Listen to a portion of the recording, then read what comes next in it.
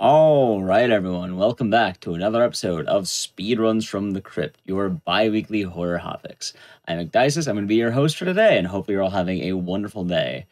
Before we do begin, I just wanted to say a couple of announcements really quick. GDQ is going to be at PAX West, and submissions are currently open until June 21st. You can use !PAX to find more information about this. As well, Flame Fatales returns August 18th to the 25th. The schedule is currently out now, and you can use !FF in Twitch chat for more information. Alrighty, well, I hope you're all doing good today. We're going to be just taking a look at a genre of games that I personally enjoy quite a lot. I think it's quite fun. The idea of today is Pursuers. I call this Somebody's Always Watching Me. It's kind of like that Michael Jackson song. But the idea behind this is it is a focus on games that have a stalker mechanic, quote unquote. Or, you know, the idea that somebody's always watching you. For today, we're going to be having Haunting Ground, Resident Evil 3 Remake. And to kick things off, we'll be having Remothered, Tormented Fathers, any percent with Jew-Horse. That being said, take it away. Hi, my name is Jew-Horse.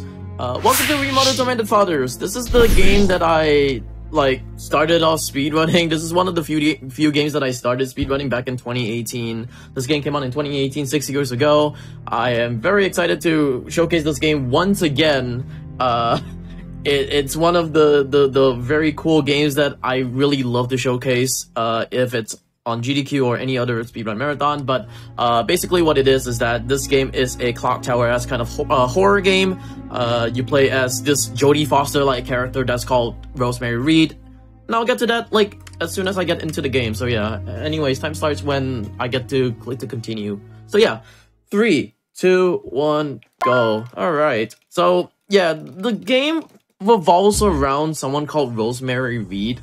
So fun fact, she stole this van, and then she comes all the way to this mansion, which is called the Fountain Mansion, to find a person that's called, Jennifer, if I'm not mistaken, but, inside houses a person that's called, Dr. Richard Felton. And then mysteries happen, that's what I would say. We get to, the prologue of the game, basically, so just go into the mansion, have a talk with Dr. Richard Felton. That's about it. Surely we're gonna have a fun time in the mansion, right? Right, Ek? I will take that as a yes. Alright. I'll take that as a yes. But yeah, I would say this though, Ek and I have been running this game for a very long time already. I'm very happy to have this game, back on GDQ as well, because this is a game that I really cherish. Speedrunning this game. Yeah, I do want to shout out one person real quick, which is Joe Gnome. He was the one who really pioneered with me on the speedrun, so there's that. Also, I need to hold on W right now, so yeah. Alright, we're gonna meet this caretaker real quick, which is called Gloria Ashman. Basically, Gloria is the caretaker of Dr. Richard Felton, and Dr. Richard Felton is really old in this game, so there's that. You have no idea how bad this is for you. Also, am I lagging? But it's also very expensive. Money and time wasted. Okay. I have so much to do every day. Somehow I I'm couldn't waste lagging. time on such a bad But habit. I guess it is what it is. Oh no, from midday. Okay, I'm fine. Alright, so continuing what it is, I think something about pharmaceutical company and such, because Dr. Richard Felton owns one, if I'm not mistaken. I don't remember a lot about the story of Remothered, because it's been a long time since I've ran Remothered. The last time that I ran Remothered, casually or even competitively, I guess, because there's I did run this game a lot, was back in 2022, and then Ecdysis was like, hey, do you want to run me Remothered again? I was like, yeah, sure, I don't mind doing it. It's fun. This game is fun. The sequel is not really that fun, but I'm very glad that I'm running this game rather than the sequel, which is Broken Porcelain. There's a lot of stuff in Broken Porcelain that I really didn't like, but yeah, if you ever want to try to pick up a game that is oh, it's pretty cool, which is this game is actually really cool as a indie horror game. Alright, Also, I'm hoping to not get a lot of soft locked in this game as well, because, you know, sometimes it can crash with fatal errors. Sometimes it could... am I muted, by the way? I was told that I'm muted. Okay, get going. Okay, cool. So... what was I about to say? Yeah, this game is cool. This game is like a clock tower like kind of game where there's like stalkers and such. Also at the same time, we are gonna go into this mansion right here. We kind of just got kicked out, and then we were like, hey, we're just gonna come back in. I don't mind. We got back in, and it's like, yep, sure. Alright, so now we're gonna meet up with Dr. Richard Felton. We haven't even seen him yet. Now we are gonna go into the cabinet, closet. We actually see this body right here, which is called Adriana Felton. So Adriana Felton is this, well, so-called dead body, which is like the wife of Dr. Richard Felton. We are trespassing, and trespassing is no good.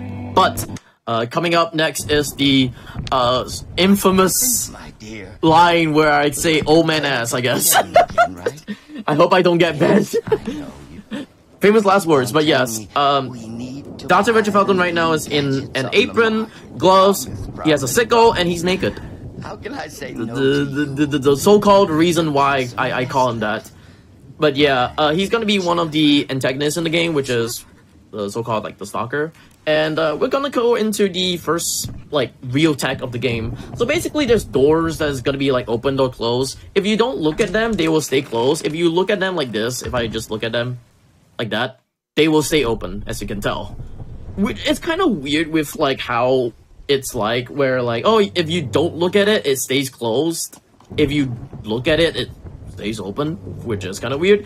So I'm gonna go with like a safe strat right here. Normally I would have gone with something that is like a very big RNG strat where it saves like so much time, but because this is gonna be a showcase, I'm not gonna do that instead. I'm gonna get a hit right here because I have to. So there are a few items that I'm gonna try to pick up along the way. If you can see like a snow globe right at the side or the top right, I have a throwable item, and then I also have a defense item. There is another item which is called a diversion item, which I'm not gonna be taking. Diversion items are just like sound items, which I don't really use at all. So there's that. Anyways, we're gonna go into the dining area of the game, and we are gonna start off with the strat that is called a 3-item grab. Basically, we have to pick up 3 items in this whole dining area. We have to go into this kitchen right here and actually pick up a plunger, a wire cable, if I'm not mistaken, and a film, which is kind of weird. I don't know why they have the wait, hold on. Okay, cool. I need to hear a song cue real quick. I don't know why they put the plunger on the table, but sure, they put it in the kitchen. Also, big skip right here. First skip of the game, I would say. It's a very, very cool glitch. Basically, if you interact an item while getting hit, you do that, and you can slide. Whee! And then, yeah, you attach the handle onto the oven, and that counts as like you actually putting the item on the oven, which is kind of weird. Anyways, picking up this note, basically, when you pick up this note, the chandelier comes right behind. It's like, oh yeah, it drops. I need to get hit one more time so that I could actually stab Mr. Felton with a defense item, which is like that. Oh no! This is actually intentional because I have to grab this wire right here, this metal wire. If I don't grab this metal wire and like not stab him, he is gonna like I guess he's gonna block our way, I guess, and I can't really interact with the wire at all. So there's that. Anyways, we're gonna go into like the last item that we need to pick up, which is this film. I don't know why they put the film in the oven anyway, so there's that. There are mobs, which is very I don't know, specific, I would say, with the whole title of this game. Anyways, we're gonna get out of here by just doing this. Boop. There we go. Cool. So that's how I got out. I'm gonna throw an item right here because I really need to alert him right now. I would say this because in my runs, or like in my practice runs, I never got him to like not aggro on me before. So usually he has been aggroing like, oh, what am I saying? Usually he aggroes on me, but I don't know why lately it's just on practice runs he doesn't aggro, which is like the same thing that Egg does when he usually runs this game, which I don't know why, but just for safety reasons I'm just gonna do that anyway. So I'm gonna do some objectives along the way. Basically we have to get this key. This is a clock key, which is gonna be used for a clock. But the whole objective is to just look at a film in order to just progress into the game, which is kind of weird.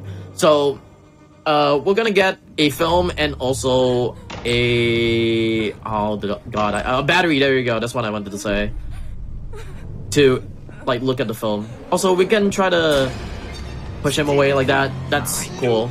So the way on how you push or like shove enemies away is that if you have enough stamina, you can actually just push enemies away or shove enemies away. If I were to like try to do that right now, it says I don't have enough energy, which is like because you're kind of like running around the place this whole time. Normally you're supposed to like crouch and just like retain your energy and just be quiet and whatnot, but you know, this is a speed run. This is like, oh no, this game's done quick, surely. So yeah, there's that. Anyways, attaching the wire, sorry, that we got from the earlier part to this grate with the what'd you call it again? Dumbwaiter, there we go. And oh, never mind, I'm just gonna do this real quick. There you go. Okay, I think the next one is gonna be whatever it is later. Well, you called the bad word. Well, Felton, sorry. Felton can actually say a lot of bad words, which is really weird and bad and horrible. Also, fun fact, I just want to say this right here. The voice actor of Dr. Richard Felton is actually the same voice actor as Bigby Wolf in The Wolf Among Us, and some of your favorite League of Legends characters, which I do not play League of Legends, but probably some of your favorite League of Legends characters. Anyways, we pulled it out later. I'm gonna show off this glitch real quick because this is a really fun glitch. If I could actually showcase this. Whee! She can move for some reason. There we go. Hopefully I can actually... Oh no, he knows. Whatever. Very good RNG. He can be in like several different places, but yeah, that's what it is. But yeah, he could be in like different places in the whole dark area, but yeah. I got the good RNG, but made a lot of sound along the way. He is very sensitive to sound. There is another enemy later on in the game which is sensitive to scent. I don't know why. I might be bad. Oh no, okay, you know what? That's okay. I'm gonna stab him real quick. We didn't hear that in the game. Guys, don't follow like what Dr. Richard Felton is saying. But yeah, other than that, we're gonna go back to the basement right here and just collect a few items along the way because we have to. We have to grab this clock key right here. I'm gonna pick up this vase because I have to. Let me actually pick it up. And excuse me, is he gonna come? Is he not coming? Is this new? Oh, okay, he's coming, guys. He's actually coming, okay. So, weird thing, he doesn't come, but sure. I'm just gonna throw a vase at him. Intentional, because I had to do that in the first place. So he had to come, like, really early, but he just came late. Sure. But with the clock key, I can actually go back into the dining area, and there's a clock right there, so I'm just gonna get this clock right here. Like, oh, clock. Basically, this clock actually holds the one of the items in the game, which is a battery, and we are going to be watching a film later on in the game. So there's that. By the way, from League of Legends, apparently he voiced Rise, Karthus, Cassidy, Shaco, Mordek, and Mordekaiser. There you go! He voices a lot of characters in League of Legends, so yeah, there's that. Also, we replenish our energy, there we go, we pushed him away. The way on how, like, energy has been replenished is just basically just cutscenes. If you ever come across a cutscene in the game, and, like, the enemy is just, like, really near you, you can just, like, shove them away, that's about it. So, there's that. Yeah, as you can tell right now, I don't have enough energy. Woo, yippee! But yeah. Other than that, we are gonna be using the film. I should get one more throwable item along the way because I need to. Anyways, we are gonna go and do the film right here. There you go. Alright, quick question. How do you guys like my model so far? I usually don't use this model for GDQ, but like, as a resident speedruns from the crypt, and I felt really gothic today, I guess I would say. Alright, cool. So we get to watch a film. The film is basically, oh yeah, you're evil, 7 days. That's about it. And now Dr. Felton is on the floor, on his knees, begging over the Red Nun, which is coming up really soon. This is a really big skip that I had to really focus on. Ek, you remember this, right? Yep. Can you explain about this skip? Sure. So, the idea of the skip is that at this point in the game, we're done with Richard Felton. However, the new enemy is coming, the Red Nun. So, normally Richard wants to run away because he's afraid of the Red Nun. However, while he's running away, you can actually shove him into the door coming up, and you can actually get the Red Nun stuck. If you get both of them stuck, this bypasses having to avoid the Red Nun entirely. So let's see if we get it. I couldn't get it. Don't get it. Didn't There's get a good it. backup that still does this, and it's not the end rule if you don't get it, but it probably saves like a good 15 to 20 seconds if you can get it. Yeah, he saves like a lot of time. Apparently, when I found this glitch, I accidentally found it. I was like, ah, yeah, you can just shove Mr. Felton, and that's about it. Hee hee hee ha. Why I was listening to Green Day. I was listening to Green Day's Boulevard of Broken Dreams while I was like just screwing around in this game, and I was like, oh wait a minute, you can do that. And then yeah, it was fun. Alright, so it should say the prompt right there. Hide yourself on the Red Nun is completed. That's it. Yeah, you're supposed to run away from the Red Nun and that's about it. Or like you hide yourself on the Red Nun by just hiding into the closets. But like if you run away far enough from her, then yeah, there's that. Jennifer? Anyways, we're gonna meet another character that's called Jennifer. Jennifer is kind of weird because she has... do I really want to say this? She has daddy issues, I guess? I wouldn't get too much into the lore of the game. There you go, okay. But basic lore, there's daddy issues. That's about it. But yeah, right now the corpse... oh no, she's gone! Adriana Felton, the body that we think is a body, but is technically not a body, it's kind of like a mannequin, is just gone. And now we get a little photo right here. And now we are gonna be grabbing a umbrella handle along the way. So there's that. So yeah, if you ever know about the story of this game or the lore about this game, we'll get to that like later on, like way later on into the game, like probably like nearing the last portion of it anyway. So there's that. Anyways, we picked up the umbrella handle and we are gonna try to go to the attic just to find where Jennifer is at. But there's a roadblock. The Red Nun is just right at the stairs. We do not want that. We just wanna go around her, which is what I'm gonna be doing right now. I'm just gonna go into the study room and just like going around. It kind of saves time for some reason. I don't know why. Instead of just like running forward, you just do that and save time. There we go. Easy, right? That's how you bypass enemies. You just wrap around them, like how you play Dead by Daylight, I guess. Alright, we're gonna go to the attic. There we go.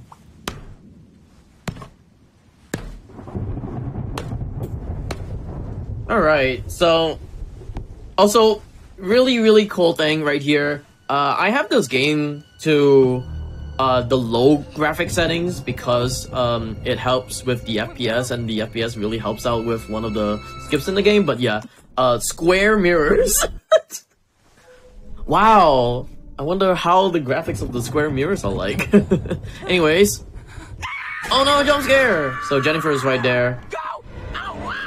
Alright, Jennifer, we're gonna say goodbye to you, but you know, we don't say goodbye that easily, right? There you go. We trip and fell. And then, yeah, we get, like, held captive in, this place right here with Jennifer right here. I'm gonna slowly open up this door because I have to. This is a weird strat that was found by Ek himself. Basically, in the past we were supposed to like bash through this door and it's like so-called faster. But weirdly enough, if you bash through the door, it actually alerts the red nun, which is in here as well, which is kind of weird. I wanted to take the snow globe, but you know what? Whatever. So bashing that door right now alerts the red nun, which helps out a lot with I say the distance between Rosemary and the red nun at the moment. So there's that. Anyways, we got her batteries from the remote. We're gonna use it for this ladder right here. Basically, we need to get oil or something. Jennifer mentions about like a fireplace. Behind the fireplace, there's a room, a secret room in there, and we have to figure out what's in that small room right there. But yeah, we got a oil can, and inside the oil can there's oil. Next up, it's the second red nun skip, and I'm hoping to get that red nun skip because I didn't get the first one. So yeah, we'll see how I get this skip. Like I said, hopefully I get it. It's a very hard skip. I just need to get a lot of stamina as well. Alright, so because the red nun is coming down right now, I had to push her over these. Oh, okay, never mind. I was about to say I was supposed to push her or shove her into like books, and it just gets her stuck for some reason. But you know, well, she grabbed this. Luckily enough, I do have a defense item to stab her and such, so defending myself over that thing right here. And now we are at the fireplace. So behind the fireplace there is a secret room, and the secret room is actually Jennifer's room if I'm not mistaken. And this is the whole reason why I have been picking up throwable items along the way as well. So throwable items are used for this next part of the game where we're gonna get what is 7 times 7? 49 years of bad luck. I'm not kidding. 49 years of total bad luck. Do you wish to have 49 years of bad luck upon you? Alright, we're gonna push this cart right here. It's stuck. But here's the weird thing, and I like to talk about this like all the time. I have no idea why. You use the oil can to lubricate the wheels, sure, but you lubricate the back wheel. Like, huh? Huh? And then she's able to push it like magic? How does that work? Anyways, wall, statue, something behind it. Boom.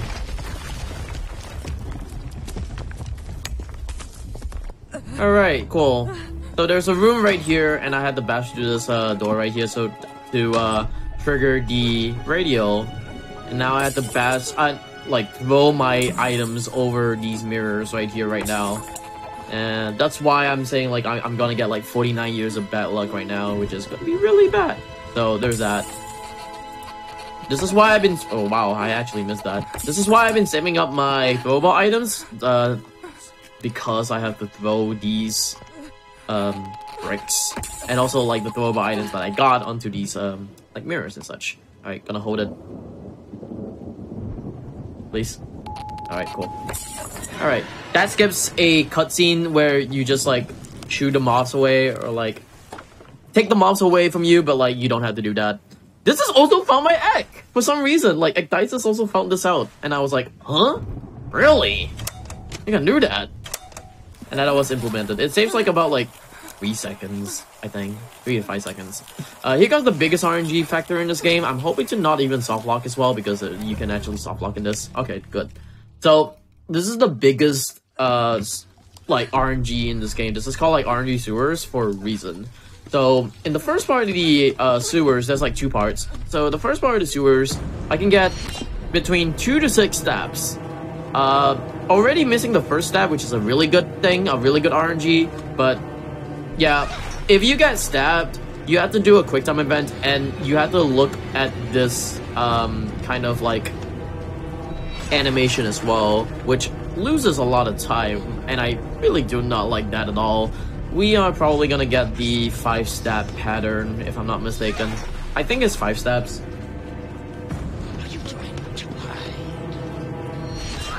Alright, we'll see if I go in. Okay, yeah, I'm getting 5 steps. But yeah, big RNG for a reason. You can get like between 2 to 5 steps. I got the worst, like one of the worst RNGs, which is 5 steps, and I just don't like it at all. It is what it is. But second part of the sewers, you can get 4 steps. It's always 4 steps unless you do something that is like, I don't know. I don't know. I got like 3 steps once, and I have no idea how to recreate it, but it is what it is.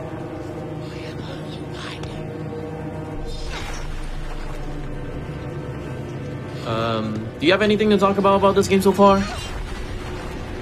No, it's pretty chill. I mean, pretty chill. This section is mostly just kind of the RNG of it. I just always I always want to see how many stabs you end up getting. Alright, cool. So we got our handbag, and then we are gonna get out of here. We're gonna go into this wine cellar. So the wine cellar has Jennifer in it. Jennifer is still stalking you around, and she's trying to kill you and such with a nail gun, if I'm not mistaken, but we can just like avert her by just doing this. Oh god, wait, oh no, this might be bad. I'm just gonna do that just in case, like safety. I'm just gonna pick up a few more bottles along the way. So throwing a brick to, I'm gonna hope that she doesn't come. Wait, hold on, I just need to look into this real quick. Okay, she didn't. Okay, cool. Throwing a brick into that alleyway actually, like, alerts her that, oh yeah, we're just gonna be there anyway, so she's just gonna be running towards there instead of, like, chasing after us and such. So, there's that, and we're supposed to turn these 3 valves so that we could actually escape. These 3 valves are connected to, like, steam. And we do not want to go through steam at all, so we just have to like turn them off. So there's that. So yeah, you don't really see Jennifer at the moment. Yeah, like, oh yeah, it's manipulative and stuff with the whole like trick, I would say. But lo and behold, there you go. Jennifer is just right at the corner right here. Shoutouts again to like Jonome. He found that skip out, and it saved like so much time. This one is actually found by me. Surprisingly enough, it actually just found by me. So initially you're supposed to push this like wooden cabinet and then go and push the metal cabinet. But if you reverse the orders, this key would actually fall like a lot faster. And it's kind of weird to have that fall like super quick. So there's that. Alright. So yes, I also picked up a couple of bottles along the way as well, because this is going to be used for this part of the game. This is going to be really... I'm hoping to actually do this right, because you know, the Red Nun is going to be around here. And I'm just going to go to this door real quick, turn around. Oh no, she's there! Wow! Okay, hopefully I can actually... Oh no, wow! Ouch! I totally forgot that I'm holding onto a brick. Supposedly I don't have to use the brick, but I just use the brick. It doesn't really stun her, but like, yeah, whatever. We have a defense item along the way. The so-called safety backup. Also, I'm gonna hope to pray and like pray to God that I don't get soft locked right here. This is the big part that I could get soft locked, and I do not really want to get soft locked right here. This is the elevator escape. You're supposed to like actually go up to the roof area or something like that. There's like a second attic. There we go. There's a second attic, and it's like kind of weird. So there's that. Other than that, boo hoo hoo. Rosemary is crying at the corner. All right, we didn't get soft locked. That's cool.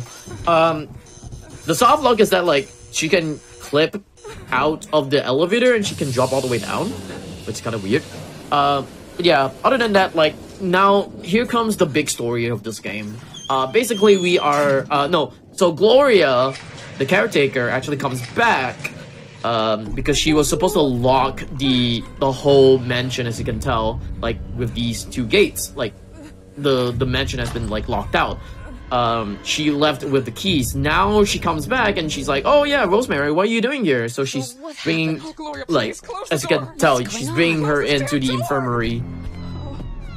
But then, oh no, she becomes evil. So basically, the story goes afterwards is that Rosemary and Gloria are both like part of the Red Nun Convent, if I'm not mistaken. It's a very long story, but long story short, they're both from the Red Nun Convent, and like evil things happen, cortisone, whatnot, moths, REM. It talks about a lot of the stuff in, like, even in the title as well. Chris Darrow, the big mind behind this game, talked about the whole title being like, oh yeah, REM, moth, mother, whatever it is.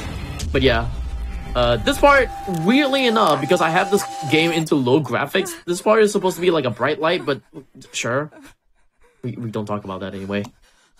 Anyways, oh damn, who's that? So further on into this game, we talked about like how Dr. Felton is like another person, but yeah, Dr. Felton is also Jennifer in this game. Long story short, daddy issues. I do not want to talk about it as well. Go look up the game if you want to, or go look up the lore. Basically, oh yeah, daddy issues. Changes from guy to girl, and that's about it and such. Or go to guy, actually, but it's a long story.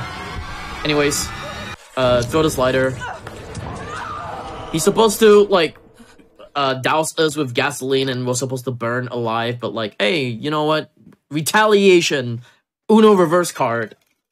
And now he's burned. Rip. Look at him. He's dead, I guess. So weird thing about this game is that, like, so I don't know how to explain this. I think the whole game is just basically, oh yeah, these 2 people that you are in this mansion, like Rosemary, no, not Rosemary, Richard Felton and Gloria Ashman are just like innocent people.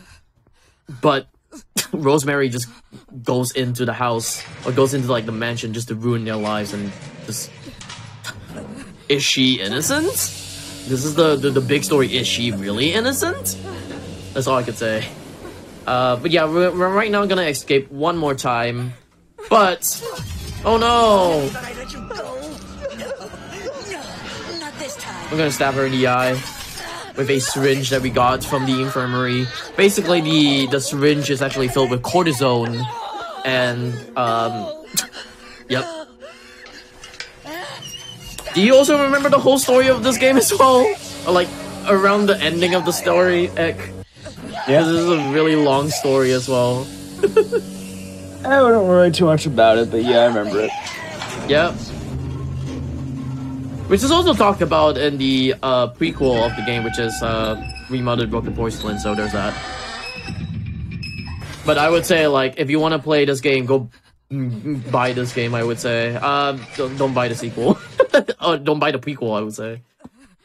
But yeah, we are in the attic right here, like the second part of the attic. So this is the final escape in the whole entire game, where we just, like, get chased by Gloria Ashman, and she actually can teleport. So, weird thing about her, she can teleport around. We're gonna stab her once again with cortisone. Like, oh yeah, once is not enough. We're just gonna do it again. So now she's blind, but also at the same time, she has, like, this thing called echolocation. So she can hear us as well, so it's kind of weird. So I'm gonna be trying to do that real quick. This is a very hard skip. I have to, like, go into an angle and hit that handle in order for me to turn. And it actually saves so much time as well. So there's that. Alright, cool. Again, she teleports. Oh yeah, I do also need to mention about this. She also has, like, a spine sword, which is... okay, it's one cool thing in this game. I really want a spine sword. Do you want a spine sword, Ek, to just show off to people? It would be cool. Yeah.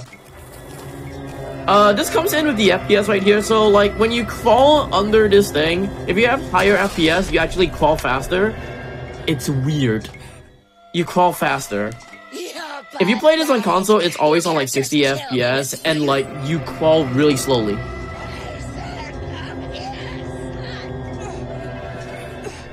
Alright, we're gonna push this card right here.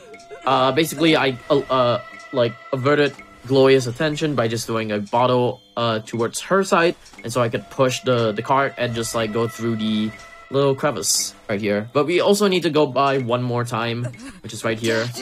Hopefully I do have a defense item if I actually fail this. Okay, I didn't fail this. Alright, cool. Alright, this is the final part of the game. There's like a minute of just running towards the end. Time stops when I actually hit the like a button in the game. But yeah, this is what Remothered is all about. A lady ruining people's lives, and boohoo, we're all sad, I guess. I guess that's how I put the story of this game, but yeah, this is a really wonderful game, I would say. If you want to try this game out, it's on Steam. It's like $20, I guess. If you want to also get it on discount, which like this Steam Summer Sale is coming up pretty soon as well, you can always get this game. Really quirky game. I like this game a lot. I really did pioneer this game with alongside with Joe Gnome. Do want to shout out a few other runners like Ek. Ek runs this game. Demonic Robots as well, and a few other people as well. Anyways, time. There you go. That is Remothered Tormented Fathers. I will skip the cutscene because this is a 10-minute long cutscene. Basically what happens afterwards is that, like, oh yeah, Gloria is just right there, and then we push her, she falls down. Oh no, she's still alive after falling from like a 3-story building. That's it.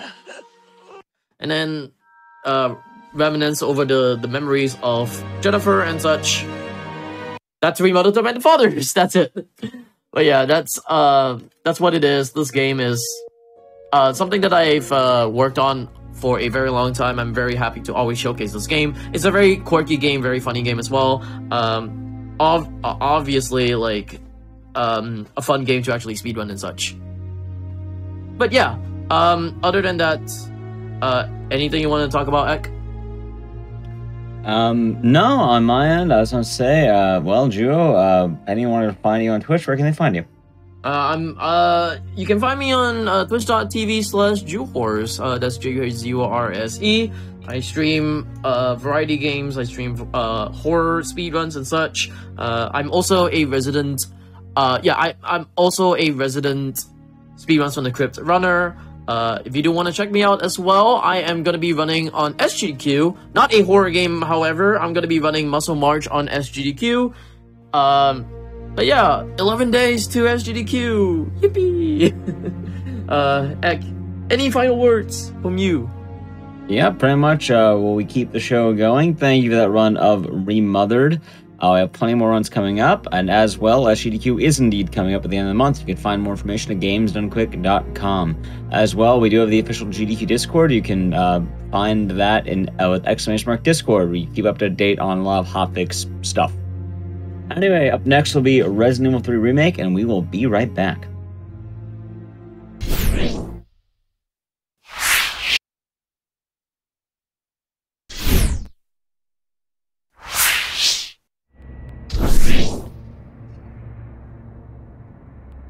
Welcome back from the break, and hope you're all doing good today. So, we saw Remothered, a fun indie game that came out in the past few years, around, I think, 2018. It was fun seeing the variety of stalkers in that game, and we're probably going to go to one of the most iconic stalkers in all of horror gaming, or more notably, I should say, a remake of said game. We're going to be taking a look at not only the nemesis of RE3, but I guess the Resident Evil 3 speedrun itself, although it will be the 2020, I think it was 2020 exactly, remake. Anyway, here is Resident Evil 3 Remake, any percent standard with MJB Matt. Take it away.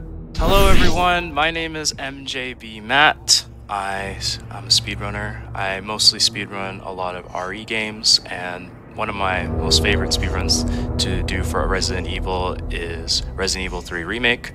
Again, what Dice said, this is going to be on standard any percent.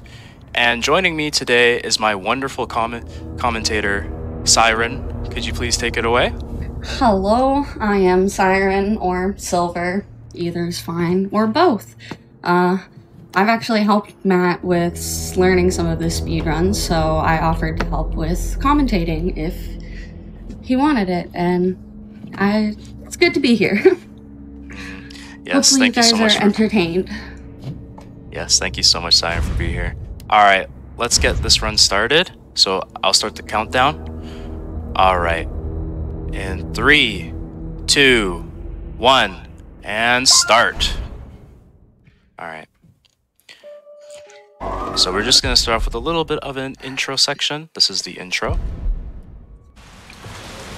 Start off in Jill's apartment, waking Yes. up, but she's not actually waking up. And then she gets a little visit from my friend. Yes. How many months or like days does this take place after RE1? Do you remember? I believe that this game is set in 1999, I'm pretty sure. Yeah. And if I recall correctly, 1 is like a year prior, maybe more. I don't know that much about 1 though. Yeah. But I'm much more knowledgeable on this. yeah. This game takes place just like a few hours right before RE2 though, right? Well, it kind of crosses over. It starts off before RE2 and then ends after. Because the end of this game, Raccoon City's kind of no more Raccoon City. I guess that strat there that I did when Jilla picked up the phone. So generally with that strat, you want to wait for her to say hello. That way, when she goes to the apartment, she's pretty much lined up for it, so she can just go straight through that hallway there without any issues. Yeah, if you don't wait for her to say that, she's kind of on an off angle when you spawn in the hallway, and you have to make that adjustment, and it's just annoying. Yeah, so we're gonna do 3 time save. So, really quick, before you both get into the run here, Resident Evil 1 took place around July 1988. Or 1998. So it was 98. I thought so. I just wasn't 100% sure.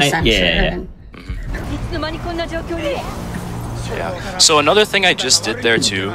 So again, similar with what happened like when I called on the phone. You want to wait till Brad shakes his head, nods his head. That way again, just helps with just like with Jill's positioning, so she can walk in a proper line. You just spawn a little bit straighter coming out of the cutscene. If you don't, for some reason, waiting for Brad to nod his head has Jill facing the straight way you're supposed to walk. If you don't wait, she's turned a little bit to your left when you come out. And here, if he times it right, he can cancel that stun. Missed it. Yeah. Just a little bit off. Yeah. Bit of a stun cancel that you can get there by opening your inventory at the right time. So instead of stopping there, you just go right under. And again, if you notice, we're using the Japanese voice acting for this, just because it shortens the time just a few seconds, just by a little bit. Yeah, I'm honestly not even sure, like, where it saves time. I just know it saves a couple of seconds throughout the overall run. Oops. So we're gonna pick up these handgun bullets. Yeah, now we're being hunted by Nemesis, because he wants all the STARS members dead, and in one of those cutscenes we skipped right before we got the handgun, he got Brad. No more Brad. From RE1. He's a zombie now. We're gonna see him exactly again 1 very second soon. in labs. Well, you know what? 1 second is 1 second, my guy.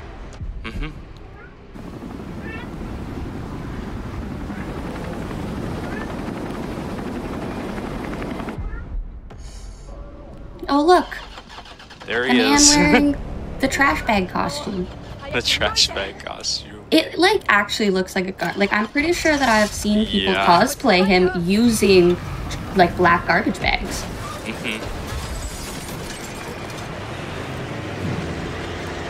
You'll also notice that like he changes a lot throughout the game. Like right there, he had like a full mask covering his face. Now that you've crashed the car off the roof, and he's caught fire, you can see his face.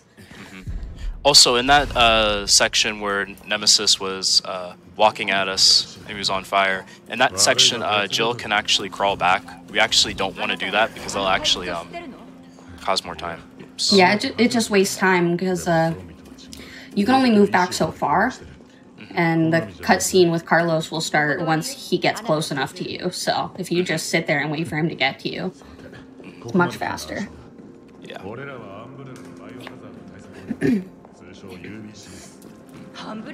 I noticed I accidentally I reloaded the handgun ammo, which we need to do that for item management, but we're gonna work around that by yes. Yeah, we want our key items. We're gonna make sure like our inventory is as clean as possible, because just to make sure it just makes picking up items and using them a little bit easier. So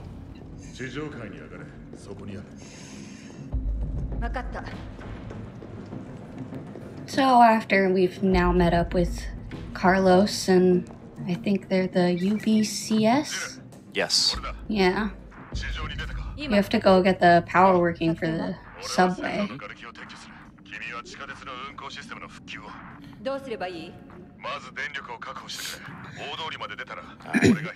I know I'm gonna that pick up these 2 herbs here.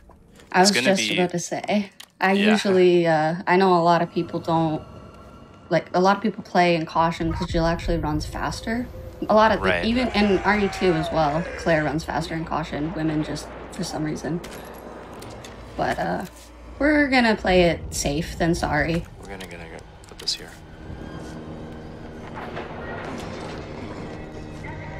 We just want to make sure that the first slot, mostly the first slot, is basically there is nothing in that first slot, because that's what's going to be used to like open up like doors or like solving some of the puzzles. Like we're going to be picking up the fire hose, so we got to make sure that slot is empty. I'm going to move around here just to avoid those 2.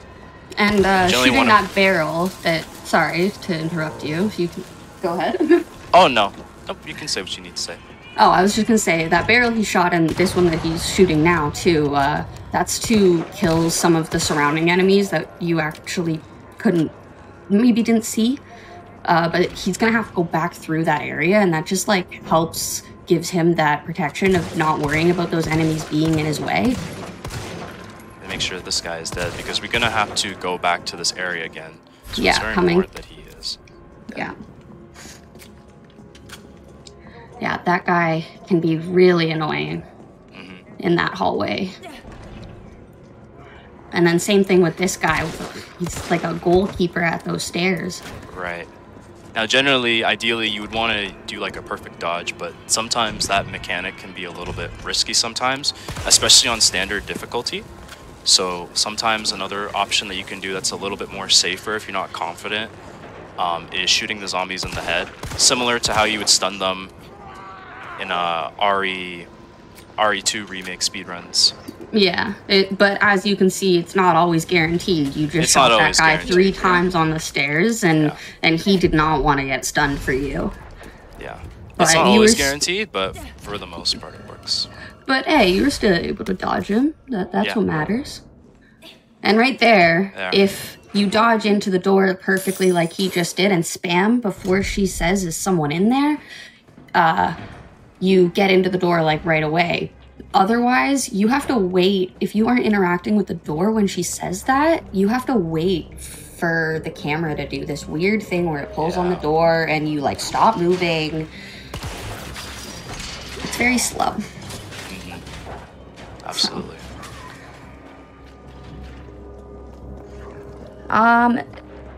He's playing on controller. Controller, yes.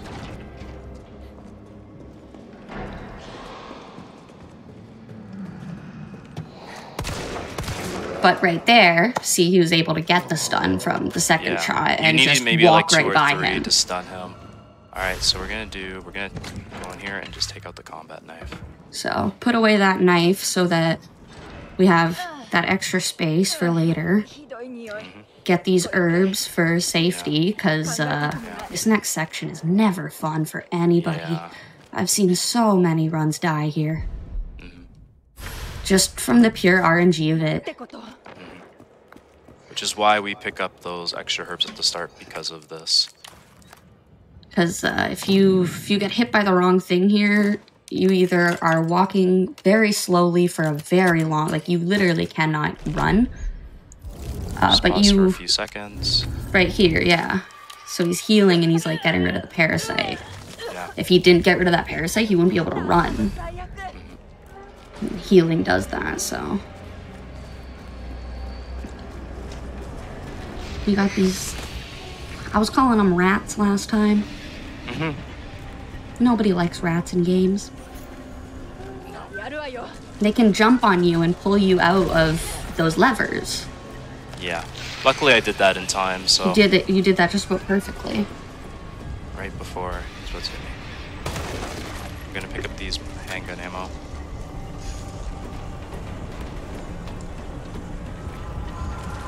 At least these guys are easy to stun and or kill.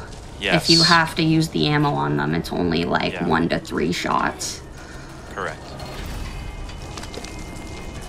Hopefully hopefully you don't get grabbed. That would be really Yeah. unfortunate. I So think far this it's looking section pretty is good the though. scary one. Yeah, that's what I was saying. Like, oh, so many people Okay. just get mistreated here. Yeah. I'm gonna shoot this generator here. Yeah, that will actually kill any of them within Yeah. range of it instantly.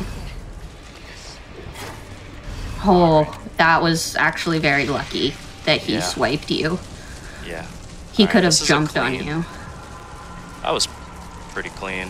That was. Yeah. We didn't get grabbed at all.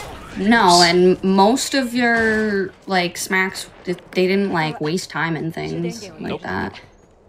You didn't get pulled off So any that of the was levers, you very didn't nice. get jumped on. Yeah. The confidence is there, let's go.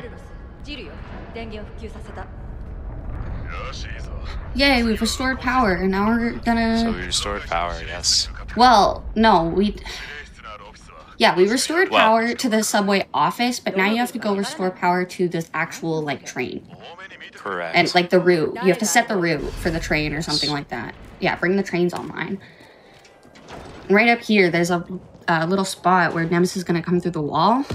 Ooh, He did it just a little too... little bit. Yeah, he was just a little bit too early on that, but if he had waited about an extra step on pulling up his aim there, he actually could have canceled that stun as well and just kept walking.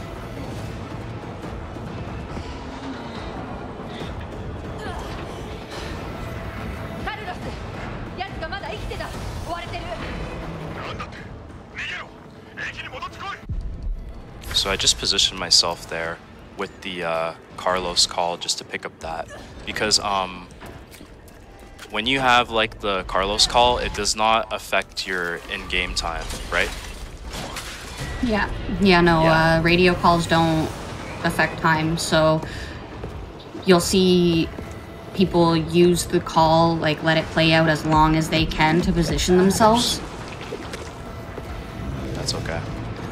Ideally, I wanted him to run at me just a little bit more so I can shoot the generator, which will stun him. But unfortunately, I got grabbed there. Lose a few bit of seconds, but that's okay.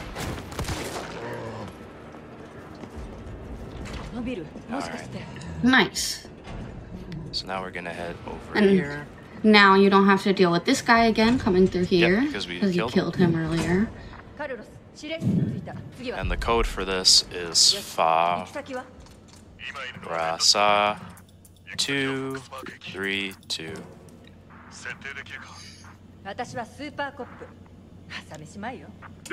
Super couple. She really is, though. She is. Look the at what she's super cop. dealing with. Like, she's kind of a Chad if you think about it. Real Giga Chad. Yeah. Let's cross her fingers that she's gonna be an RE9. So yeah, because of the way he set up his inventory earlier, now whenever he has to use his lockpick, all he has to do is hit down once, and then he can start spamming A, and it's so fast. So much faster than if it was down in one of the right sides, because he has to use the lockpick quite a bit. And then same thing with the hose and the bolt cutters. When he picked up the hose, it went to the first slot, and he used it, and it was replaced with the bolt cutters. And now for those two things he had to use the bolt cutters on, he's able to just spam his inventory. This guy here. Yeah, for some reason this guy comes to life now that you're leaving this place for the second time. A bit. That's okay.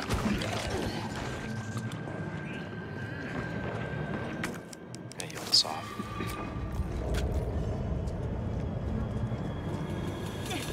I did my dash, but unfortunately I hit the wall there, so that gave him time to grab. Minor mistake, but that's okay. We're gonna shoot the generator here to stun Nemesis. We're gonna dodge that guy over here. Yeah. Now, because these zombies are right here on the steps, we're gonna have Nemesis spawn here to get rid of those guys for us.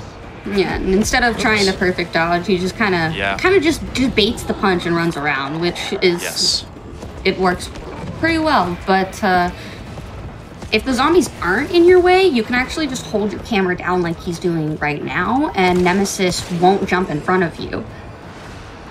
And same thing at that white door he just went through, and right here, if your camera's down at those spots, he shouldn't spawn.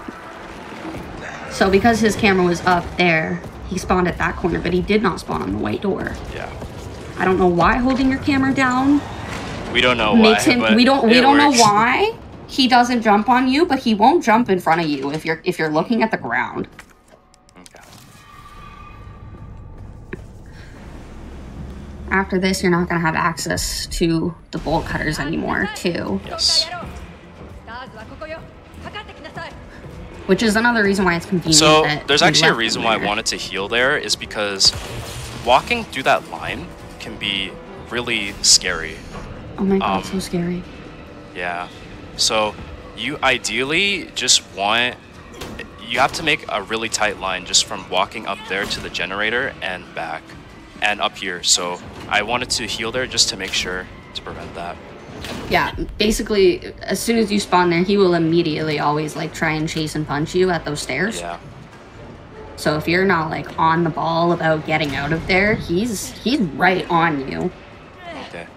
All right. On to the sewer section. Yay, Yeah. sewer words. Do you hear the excitement in my voice? Oh, wow.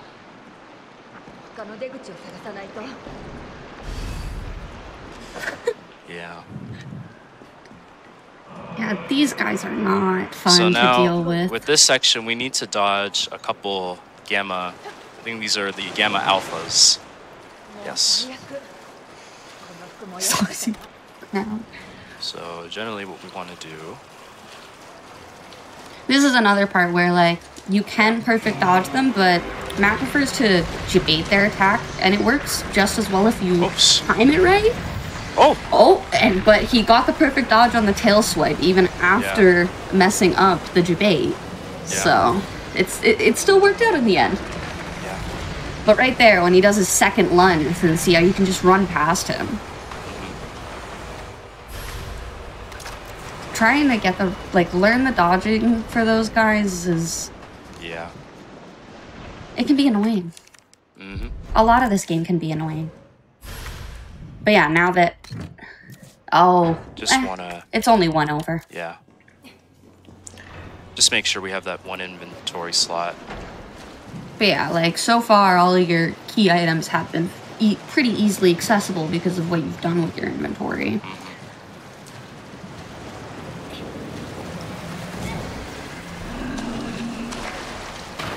And that battery's gonna disappear soon anyway. Yeah. This has been very smooth and satisfying to watch. Smooth, yeah. I'm not gonna lie, these guys haunt my nightmares, man. Yeah. And this ladder is actually cursed.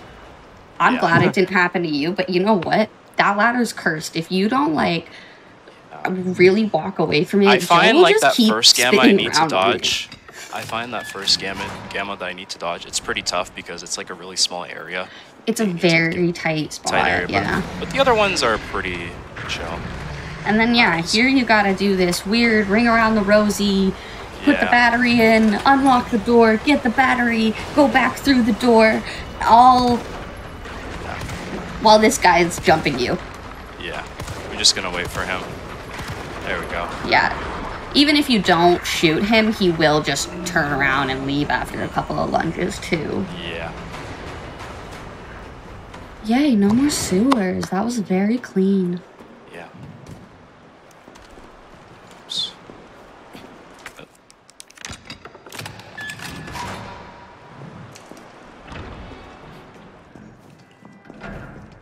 Yeah, there is a very, like, there's a risky dodge in that last gamma section where if you do it just right, you can chain together like 4 dodges with opening the door and grabbing the battery.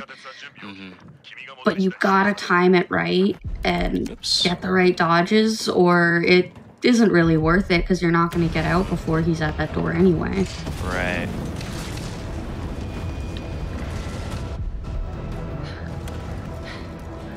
Doesn't look so clean to me. She does want to burn her clothes. Yes. Now Nemesis is chasing Jill with a flamethrower, by the way. Yeah, he just like jumped her coming out of that ladder with a flamethrower in his hand out of nowhere. Like, bro just spawned on us. Yeah, now he's chasing us and burning the building down in the process. Like, he is relentless. He will not leave her alone. But Jill is Giga Chad that speed runs.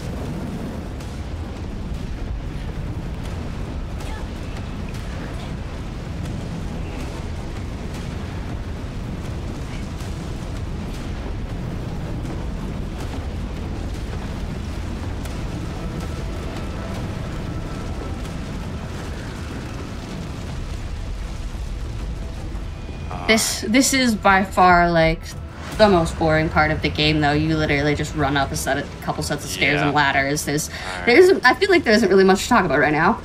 Yeah, we're being chased with a flamethrower, but now we're coming up to the first boss fight. Yeah.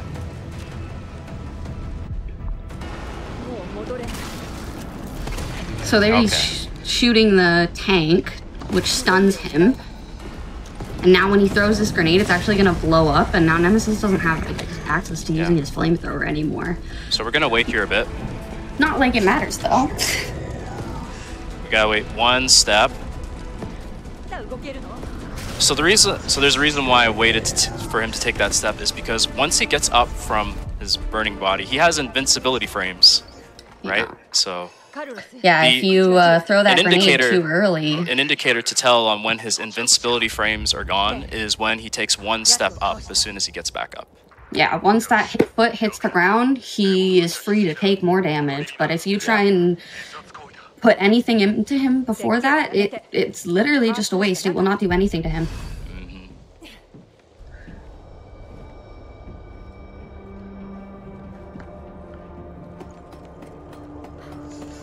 Alright, I so wish now we're gonna be Jill iframes worked like that.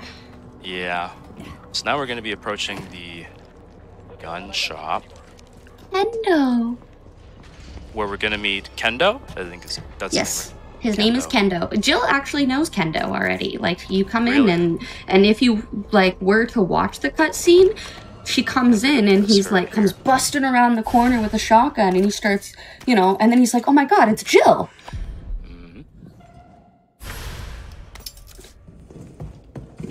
I mean, I feel like that makes a certain amount of sense, though. She's a police officer, and he runs the gun shop. Yeah. In the city.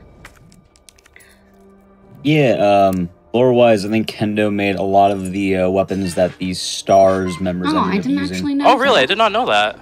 Yeah. Yeah, I think they mention it. I don't remember exactly what it was, but I think it was like an order for even like one of the grenade launchers. Oh, okay, yeah, that. Yeah, he's like apparently like the best gunsmith in all of Raccoon City. I do remember that. No, actually, it's in the sewers. Oh. Yeah, there's a note in the sewers about the grenade launcher coming from Kendo's gun shop or something like that. Okay, so now Nemesis is back, but this time he's got a big old rocket launcher with him. Yeah, he decided to upgrade. He went from Yeah, fire he wanted to an rocket upgrade. launchers. The flamethrower was not enough, so... And that same camera trick with looking at the ground is actually helping him here too. Otherwise, Nemesis could possibly run up to him and try and punch him in the back. But instead, he's just trying to fire the rocket, which is obviously fairly easy to dodge because you can see that it's gonna fire when it's red. Now he's set the entirety of downtown on fire, trying to blow you up, and has still failed.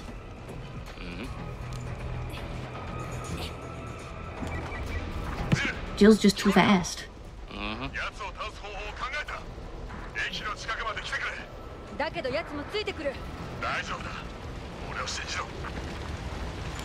Flamethrower rocket launcher tank. Yeah. Just you wait. Just you wait. Oh no! We got a giant bobblehead chasing us now. I don't know if anybody caught the toy uncle shop that's sitting in downtown here, but that bobblehead is sitting on top of the shop, the orange shop at the top of the stairs here. And yeah, Nemi decides to use that rocket launcher to send that at you. Yeah. And he missed. He literally hit the wall. So actually in that section it's very important to actually look at Nemesis while he's about to aim the rocket launcher, because if I don't, he was actually going to show up right at that gate in front of me, and which would mean I would have to dodge that. But because we looked at him before he was about to take the shot, it tricks up his AI, so we don't have to deal with him when he comes at the gate. See, normally he's been stair skating with aiming, but the game won't let you aim at Carlos. So unless you're looking in the exact right spot, it's very hard to actually stair skate there. So just dodge.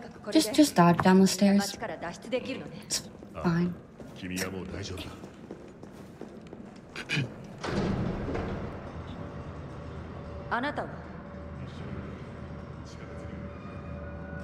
Wow. Onto RPD. We gotta wait. we gotta wait 10 years, even though, you know, we could totally just, like, crouch under the gate. Like a normal person. Yep. Alright, so now we are on to our next section. Which is the Carlos section. Carlos section 1. My favorite part of the game. Yeah, me too. We love Carlos RPD. We love RPD. Oh, look, it's Brad. Oh, Siren, look, it's Brad. Brad. Zombie Brad. He showed up at RPD after Nemi got him. Just wanted to say hi to us. Not gonna lie, I knew that was gonna happen, but I still had to act a little surprised. You want to know what's actually really messed up, though, about this game? What? If you're on, I think it's Nightmare and Inferno. I know it's Inferno for a fact. If you kill Brad outside, he will spawn at the security door, no matter what. Later, so like, there's no point in wasting your ammo on him outside on Inferno, because for some reason, even if you kill him, he will still show up in the hallway.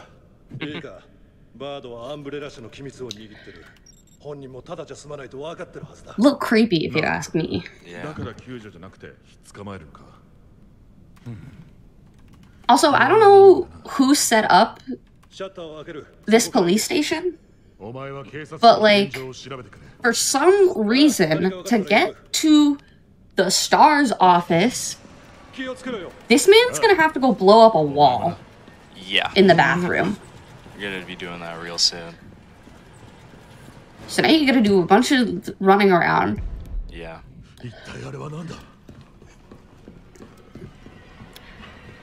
Carlos is good. We like Carlos. Although he's weak. I don't know. Yes. Carlos could take like 2 hits and be in danger for some reason. Oh no. I did that dodge just a little bit late. And yeah, he doesn't actually have the same perfect dodge that Jill has. He has more of like a shoulder punch stun.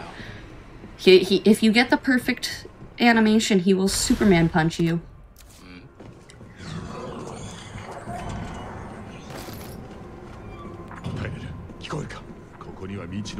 And just like earlier with some of those zombies in the hallways, we're just gonna kill these guys because we gotta come back through here. Yeah. And there's just so many to deal with. And so you have many. the extra ammo, so just play it safe.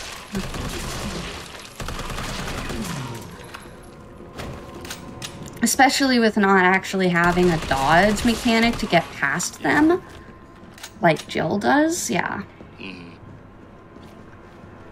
And he has like what Siren says, his health is very low compared to Jill's.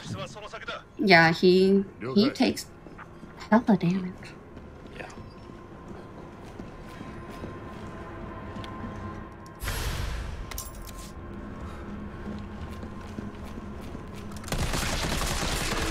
But yeah, the reason why we actually switched over to Carlos here too is because when Jill met up with him at the train there, Nemesis ran in right before the gate was about to close, and Jill ran off with Nemesis chasing him. Or her, sorry. You're playing as Carlos, and my brain said him. Yeah. So yeah, Jill baited Nemesis away, so Carlos could... I don't know, what is Carlos doing right now anyway? He's supposed to help out with like He's supposed to be helping with the survivors. yeah. Carlos is he's looking for a scientist. I think it's Nathaniel Bard. Nathaniel Bard, yes. Yeah, he's working for a mercenary group hired by Umbrella to quote-unquote save people, but the main thing is they're trying to take out Nathaniel Bard. Yeah. And interesting about that, because Carlos is a lower rank, he doesn't know about that. Yeah, Only he's the like a higher-ups, newbie. like Nikolai, who we saw, he knows what the real mission for Umbrella is here in Raccoon City, but Carlos does not know that because he's a lower rank. Yeah, something really cool about that as well. Not only Carlos being the lower rank, but I think it may have been like in the original or even this one, but a lot of the Umbrella squadron that Nikolai has, a lot of the lower ranks were like, I think like a lot of retired veterans and prisoners and people with combat experience who were trained to, or not trained, but they wanted to test the bioweapons against these people. Oh, okay. So it was all to get like testing data. So they're That's like, very hey, help people out, we'll pay you a lot of money. He's like, cool, all right, you're gonna die to a hunter. You don't pay them and you get the data. So win-win. I mean, In a bleak way. yeah. You get your statistics and you don't lose your money. And you get free research, I guess. Mhm.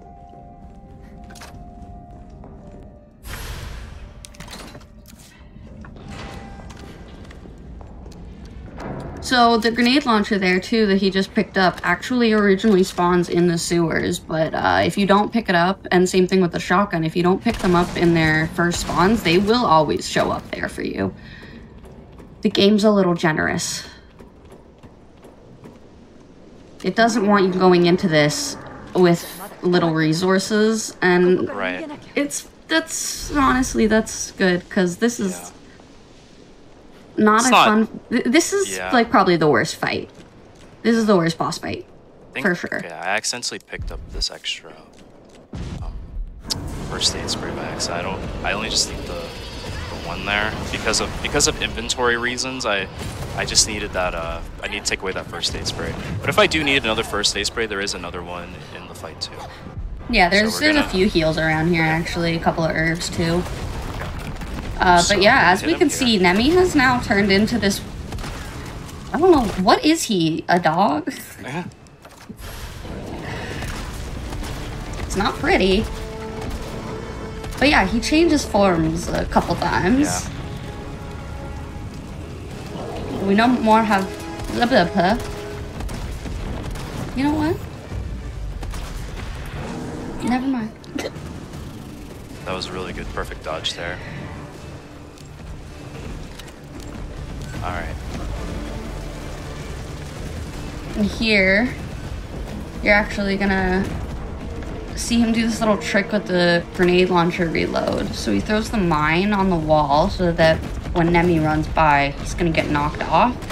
But see how he has his flame rounds in now? And he didn't do any animation. If you swap your ammo and then swap to a different gun, when you come back to your grenade launcher, it will be fully reloaded without Jill having to do the animation of loading each one. And for some odd reason, it doesn't matter how many shells you have, she will load all 6. Even if you only have 2 to load. But there he was trying to also keep Nemi consistently on fire while still having access to his weak spot with the shotgun. Because if you hit him directly with the fire he will get back up. Yeah. So but that was a very clean fight. Yeah, that went fast. Alright, so now we're back to our good buddy Carlos. Good boy Carlos. Oh, I think could you explain to them on what happened, like, between these events and what happened? Okay, so at the end of that fight there, Jill thought that Nemi was dealt with. He had just a little bit left in him, and he kind of gets up and, like, shoots her with this, like, parasitic needle or something from his body, and he infects her. And Carlos finds her, like, a day or 2 later. And now he has brought her to the hospital and is trying to still find Nathaniel Bard, but also now the cure that all these umbrella scientists, all the crazy science stuff that they've been dealing with. He's trying to save her because she will die.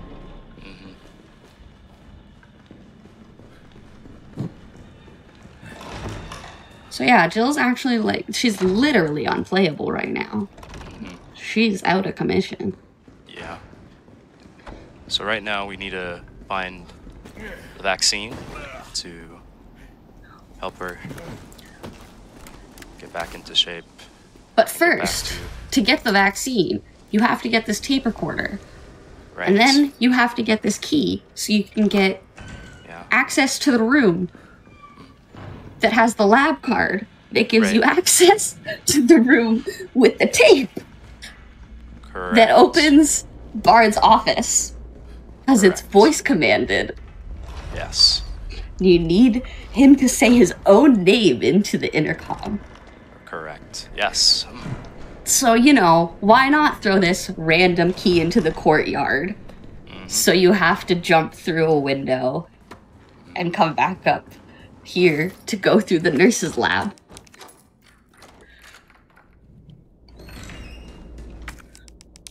Honestly, make it make sense.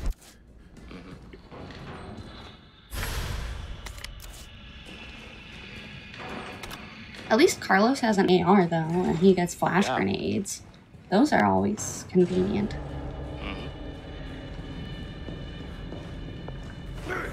Yes, spoilers. Yeah.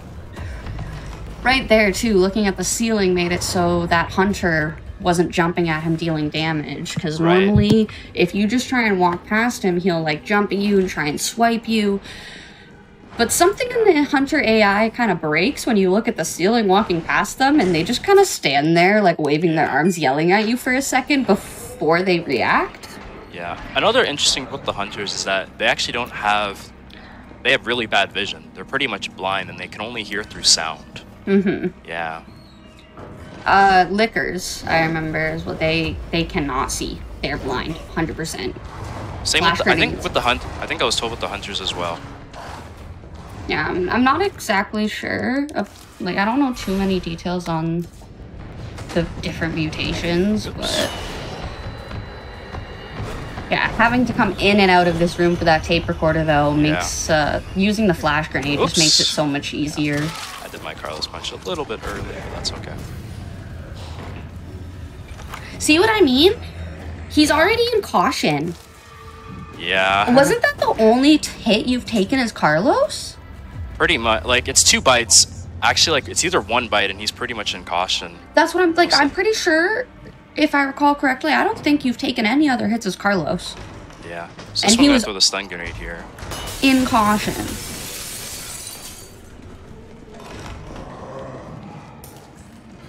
Time to go save our girl.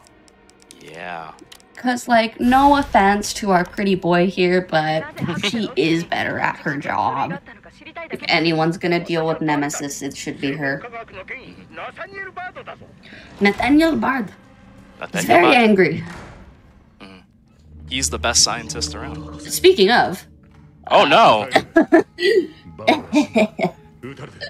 That's unfortunate, bro. Yeah. But thankfully, he left a vaccine for us. Yeah, he left a vaccine, and he also, this is where Carlos finds out a lot of the information, too, about the people he works for, working with Umbrella and all that. Bard left a recording on his computer right before he was killed. That it basically said that Bard was being forced to do things that he didn't want to have to do, and now he was going to be killed for it. Yep. And then he was killed for it at the end of the video. Oh, what happened? Hello?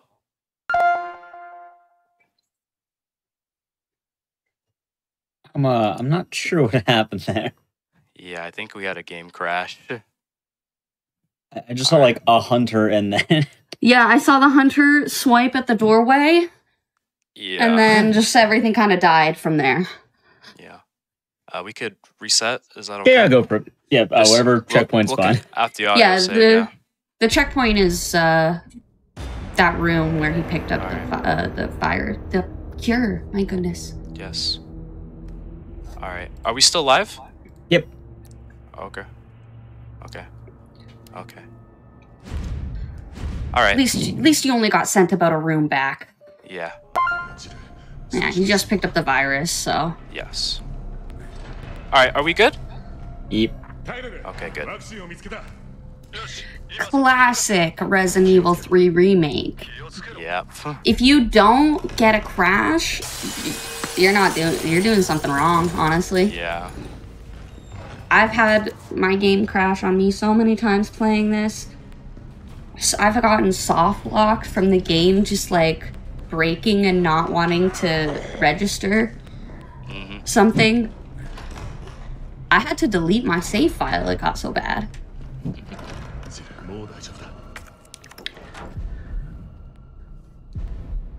So now we need to defend.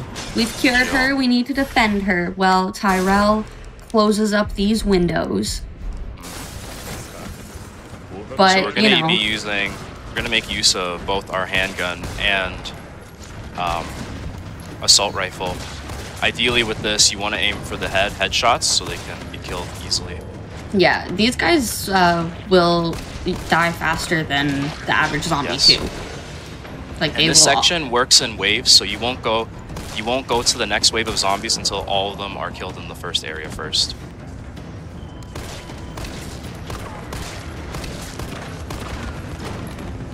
But yeah, thankfully, you can use anything you have at this point, because this is sadly the last time we're gonna see Carlos as our playable. Yeah. But yeah, as you can see, these guys not just getting stunned from 2 or 3 headshots, but they're actually dying. They die so much easier. They have almost no health.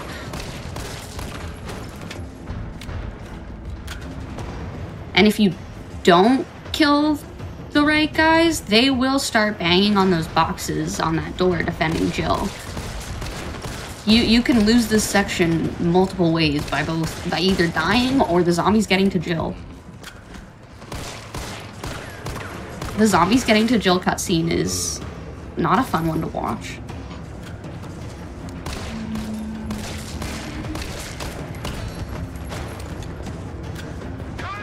See? Just like that. Now Tyrell's yelling at him. But he's clearing him out fast enough. And I know it looks like the windows haven't been closing, but there's 2 sets of windows. There's a set above that you can't see right now. It starts from the top and goes down. I was just about to say, any second, these lights are gonna turn off. And guess what we have to deal with more of? Now we Hunters! notice hunters. Wow. I'm gonna throw the grenade here to get rid of these 2 zombies here. But there's conveniently grenades there for you Thankfully. to one-shot him. We're gonna make use of all these handgun ammo until now. We're gonna switch to our assault rifle. Yeah, you have ammo for days. Yeah. Nice crit. We love those crits. Crits are random. Yeah. So Very random.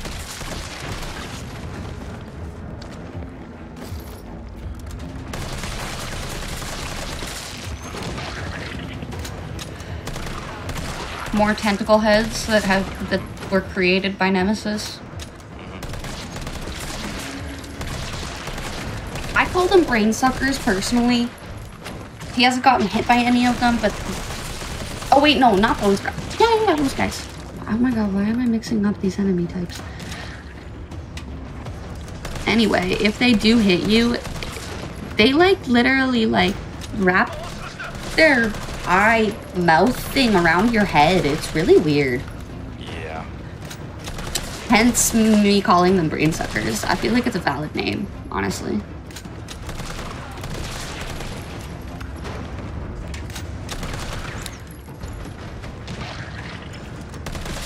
And soon, once these windows are about 2/3 of the way closed, I believe. We're gonna have a hunter showing up pretty soon. Yeah, we're gonna have another hunter, but you still have 2 grenades Yeah.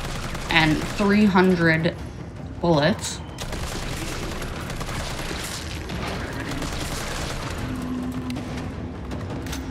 This AR is honestly There he like, is. Oops. so painful to use, in my opinion. It can be. Like, it has Especially terrible going for recoil. headshots. Yeah, it has terrible recoil. That whole open space, like, your bullets really will, like, spray throughout that entire spot.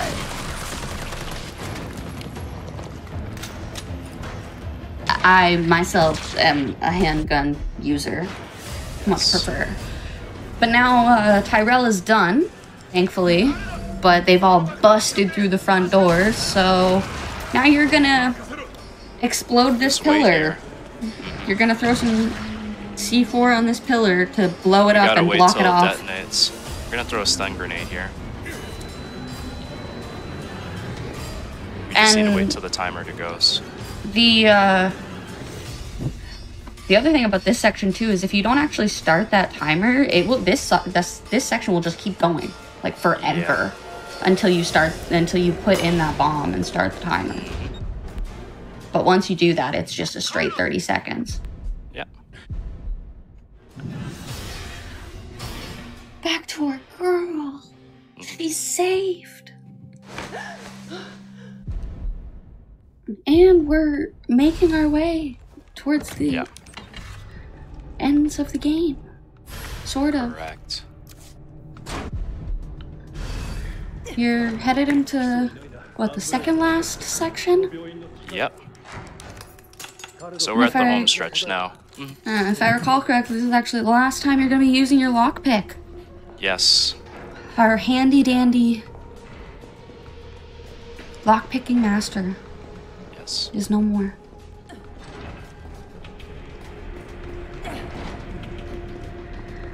For some reason, like, all the power is turned off on everything, and so Yeah.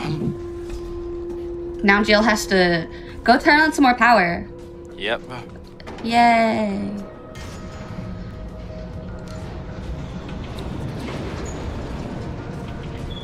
Yeah, not only is she getting chased by Nemesis, she's also chasing Nikolai. Girl's got a lot going on. Yeah. Absolutely.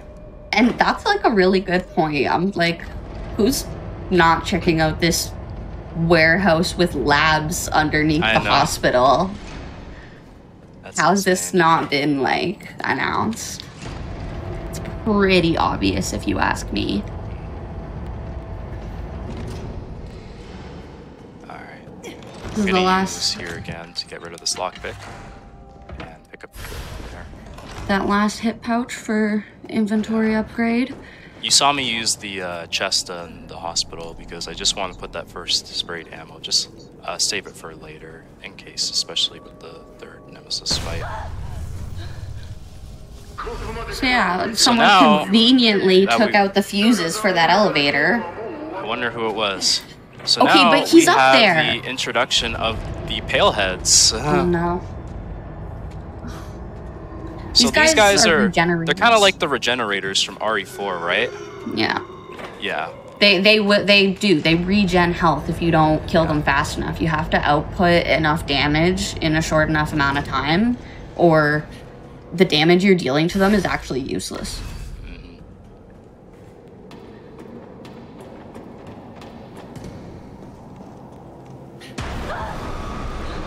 So just these that dog there, all we just have to do is just sprint. This guy here, I'm gonna hit him with my shotgun. Shoot with my shotgun.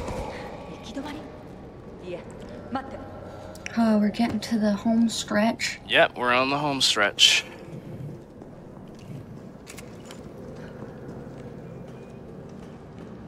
And like, I'm sorry, who designed this place?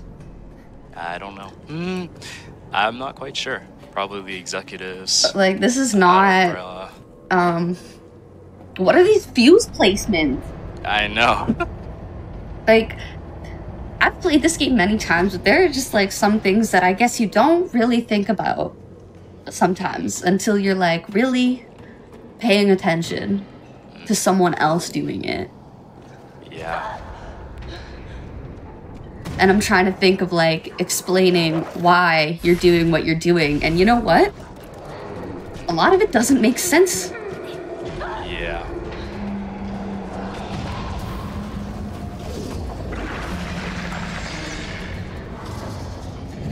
And Luckily, we Jill grabbed that actually ladder in doesn't. time Oh yeah, before that Palehead gamma. got us. That No, the sorry, gamma. The gamma.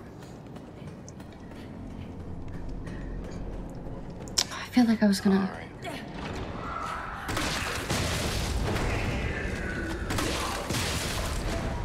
Gonna pick up these shotgun shells. Extra shotgun And now ammo we're is gonna pick always up our nice. last fuse. But yeah, like right there, that guy just got hit by a mine round, but he wasn't dead. You want to aim there so it can trigger the hunter here. He will jump past you. Yeah, and then we just do a quick step to get out of there. It baits that jump attack. And then you can just run past him. For this section here, I'm gonna make sure I shoot a mine round over there. Because, Just to kill those guys. again, conveniently, now these guys are alive? Oops! Oh, that was Yeah, out of nowhere. Yeah. Hey, caution strat. It's fine. Yes. You're just running faster.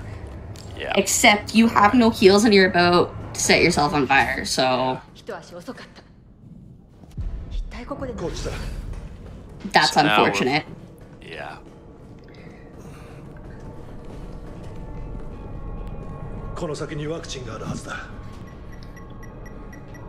So now I'm gonna do a little glitch to skip a cutscene. We're gonna do a little funny. Yeah. Oh, so close. There's So a little close. push that you can get if you can get the dodge right, and you can get in front of Yeah. Tyrell and he'll push you up faster. Yeah. So basically what I did there was I shoot the bottom of that door, and what it does, it actually triggers the cutscene a lot faster. Basically what it does is it cancels the dialogue.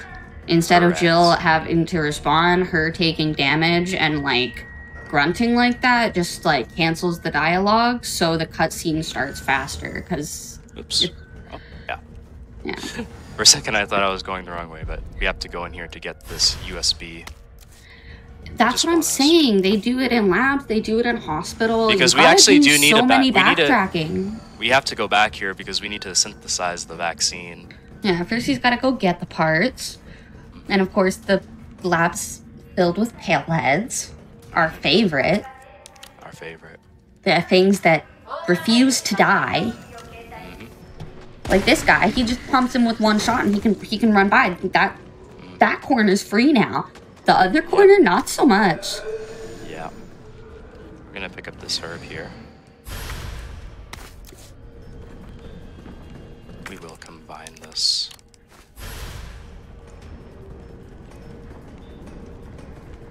So far, I feel like this has gone fairly smoothly, though. Yes. Like overall, your fights have been pretty good.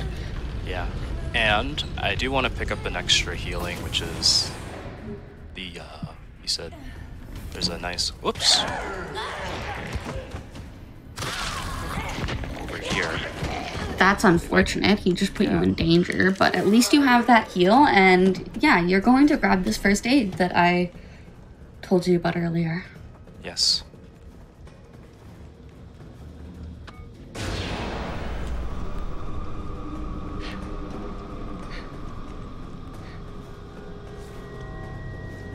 There's lots of scripted ammo and heal spawns, so if you learn them, it gets a little bit easier when you try and play through the next time. This room is not fun. It's filled with brain suckers and pale heads, and like as much as I want you to have a good room, I kind of wanted this to happen so that they could see what I was talking about with why I call them brain suckers. Like, so with these guys, that's kind of, that makes me uncomfortable. Yeah. Now we've got 1/2 of the vaccine. Nice. Nice, perfect dodge on that tentacle. That was, besides getting grabbed on your way in, that was, getting out was very smooth. Yeah. Oh, and, you know, all of these not alive hunters that we walked past before. Well, guess what? They're conveniently alive now. Yeah. Just, everything's just oh so conveniently ready to grief you in this game. Yep. You never get it. Typical Resident Evil fashion. No, like, actually, like, they just, like, they refuse to give you a break. This man has been hunting you down to the ends of the earth. He's gone through like 3 different forms. He's shot rocket launchers, flamethrowers at you. And now, like, and on top of everything else,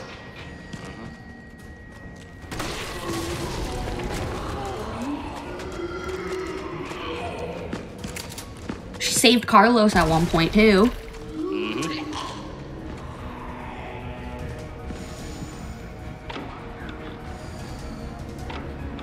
And now we have the second half. Yep. We're getting very close to the end of the game. The labs is what I consider sort of the last section, and then there's the last 2 boss fights. Yeah. That was really nice. Yeah.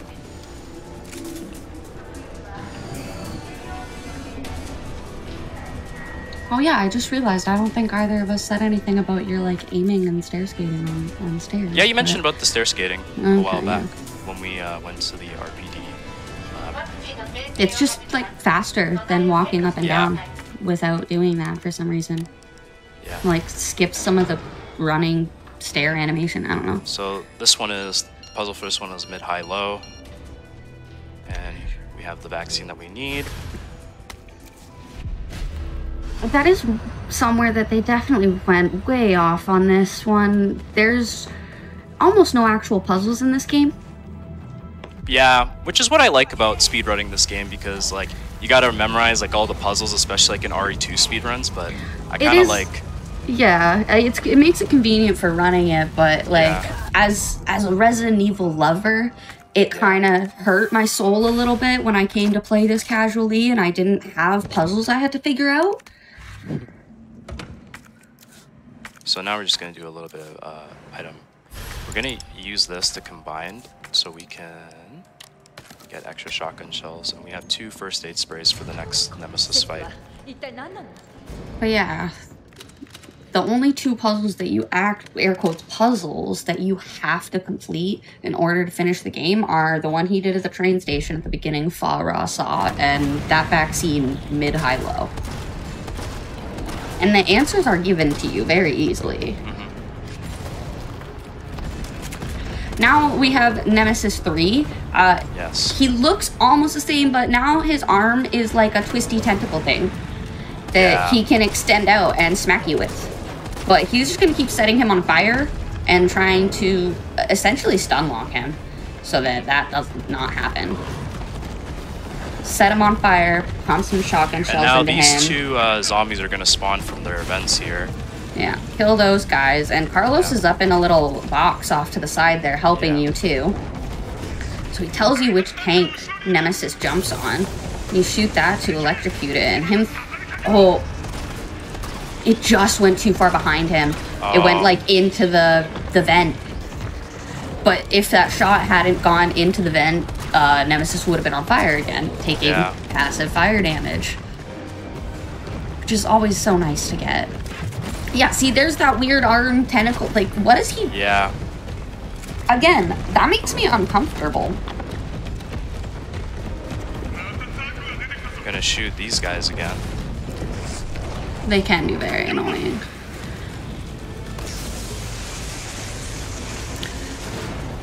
And now, if you actually... I was gonna hit him with this. Oh, go ahead. That was because of Carlos. You let Carlos shine a little bit. Oh, we got... Yep. Carlos so usually I would have to kill him. Yeah. So usually there I would actually need like another shot, like a couple more shots to get him, but thankfully we got him there.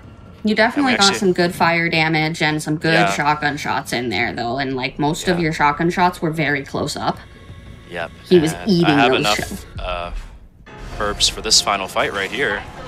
And yeah, it goes right from that fight, the third fight, to the final fight. The room fills up with a pool of acid and you think and hope he's dead. You come down this hallway and run into Nikolai, and then Nemesis busts through the wall as this thing with pimples that you have to pop now, I guess? Yeah, giant red pimples. Yes. Oh, nice you perfect gotta... dodge there. Oh, he's not... We got one. Oh, no! Got... At least he didn't grab you. That was an instant death. Oops. But yeah, you use the railgun on him to break open his shell, and then all these power sources come out for you. You gotta put them back in. But if you don't stun him beforehand, he will grab you and just crush you and insta-kill you, trying to push these batteries in.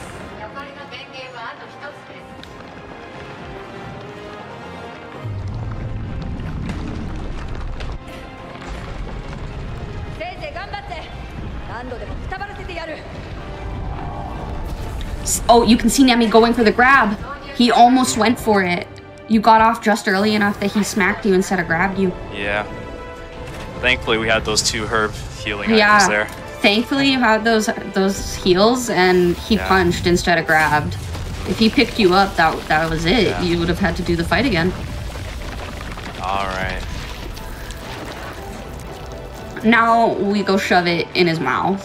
Yeah. Like he deserves.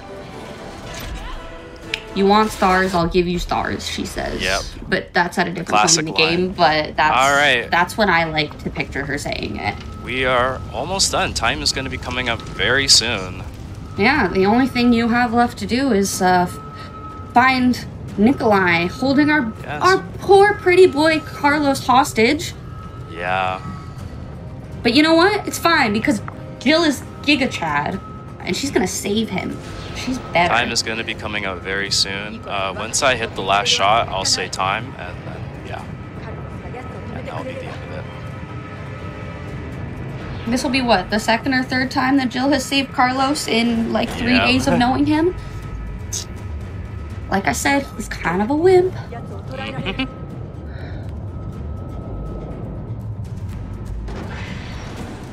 Alright, time's going to be coming up real soon. And time. You had me worried for a second. I'm not gonna lie. I know. I just wanted to make sure that shot was there. I know, but if you wait too long, it's also game over. Whew. Oh. Okay. So, if you miss that shot, then you guys die. Yeah. He will kill you and Carlos. But it's fine. All right, 57-13. Nice. GG. GG. Thank you. I just want to give a good, wonderful shout out to my wonderful commentator Siren. She was the one who actually helped me learn the speed run, and she helped me find strats that were to help suit my liking, to help me get used to the game more.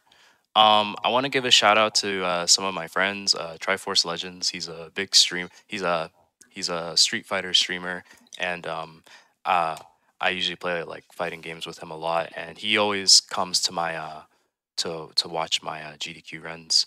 I also want to give a shout out to the Resident Evil speedrun community. Domino was a speedrunner who did Resident Evil 2 remake at UBAF, so check them out. And also some Resident Evil like content creators, Mars Cakes and Candy Quartz, Spookylicious Kitty Cat, just to name a few. I really enjoy watching those horror game content creators. So yeah, they're really nice, and all those people just really just motivate me to do like Resident Evil speedruns and just other horror game speedruns as well too. Another thing too, this Saturday, I'm also going to be taking part in a speedrun for the Juneteenth event with a 4-player co-op speedrun of River City Girls 2 with my 3 other speedrunning friends, Pop No Tarts, Cypher, and Big B's. So yeah, they're great people, so definitely give them a shout out. And yeah, and I already said this before, but yeah, definitely check out Siren. She's an amazing coach for helping me with this game, and she's an amazing RE3 remake speedrunner. She does handgun only for this, so yeah, it's definitely a lot harder than standard. And yeah, that's all I have to say. I appreciate that. All right. Before I do go make more announcements, continue on the show, I do want to say, well, you gave a lot of shout outs. If anyone wanted to check you out and watch more of you, where can they find your Twitch or anything that you stream on? They can find me on twitch.tv, mjbmat223. What about you, Siren? Where can they find you? I'm on Twitch as Silver Siren with 2 R's on Silver. All right.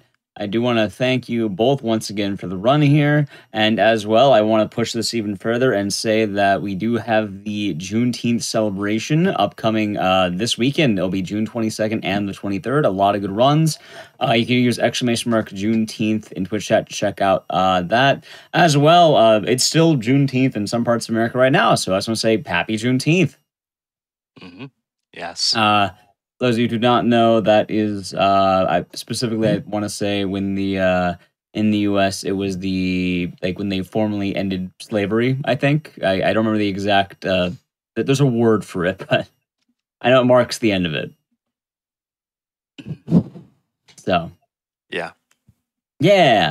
Anyway, thank you once again for the run. Best of luck in the River City Girls run this weekend. Thank you, of course. As well, if you missed out on any of the shows and events, be sure to check out our VODs at youtube.com/gamesdonequick. Anyway, we have one more run for you, and we will be right back. Hello? Reagan, hopefully you run that wonderful run. Hopefully you enjoy that wonderful run of Resident Evil 3 Remake, and well, hope you're having a good night so far. It has been a fun showcase. We got to see the Nemesis. We got to see all the colorful characters remothered. And now we get to, well, go to one of my personal favorite games here. I'll be doing a run for you myself. We'll be going into Hunting Ground, ending a New Game Plus. I'm pretty sure we're on the screen of the game, so I'll just kind of do some of the base things here. I am, well, I guess your runner now, Icdisis. Haunting Ground is one of my favorite games. It's fun if you've never seen it. It's kind of an offshoot of Clock Tower. And, well, there's going to be quite a lot to take in here. So when we're ready, we can count. I'll count down. So anyway, 3, 2, 1, let's go. Okay, so Haunting Ground. The whole gimmick is you're playing as a woman trapped inside of a castle mansion. You're gonna have a variety of stalkers chasing you, and you need to not get caught. We play on New Game Plus because on New Game our character has absolutely terrible stamina, and as well we get a few other quality of life things that make speedrunning the game a lot safer. Like New Game runs aren't as done for this game just because, well, you would notice after like a little bit she starts to get winded, which I mean it makes sense. She's not a Jill Valentine, she's not a superhero, she's just a regular girl. So yeah, it is indeed a live crypt, and it's fun when I get to do a run every now and again for the show. I do run quite a lot of horror games, and I try to pull into the, I guess, the old knowledge bank to kind of formulate a lot of the themes and shows.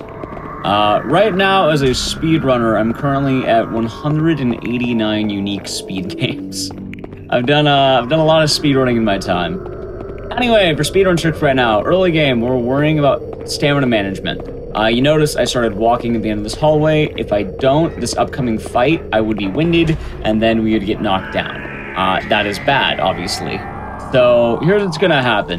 We get a little cutscene, and this is Debilitus, our first enemy. We're gonna ram him 4 times.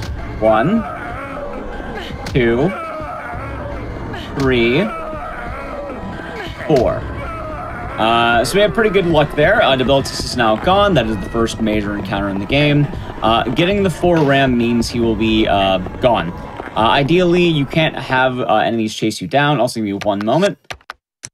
I'm spelling a lot of words right now. The first one is meth. Meth is bad, but we'll be using it for something very important in a moment here. Next will be Adamus. I'll be typing these very fast. I'll explain what they all do once we're done. We'll have Powder.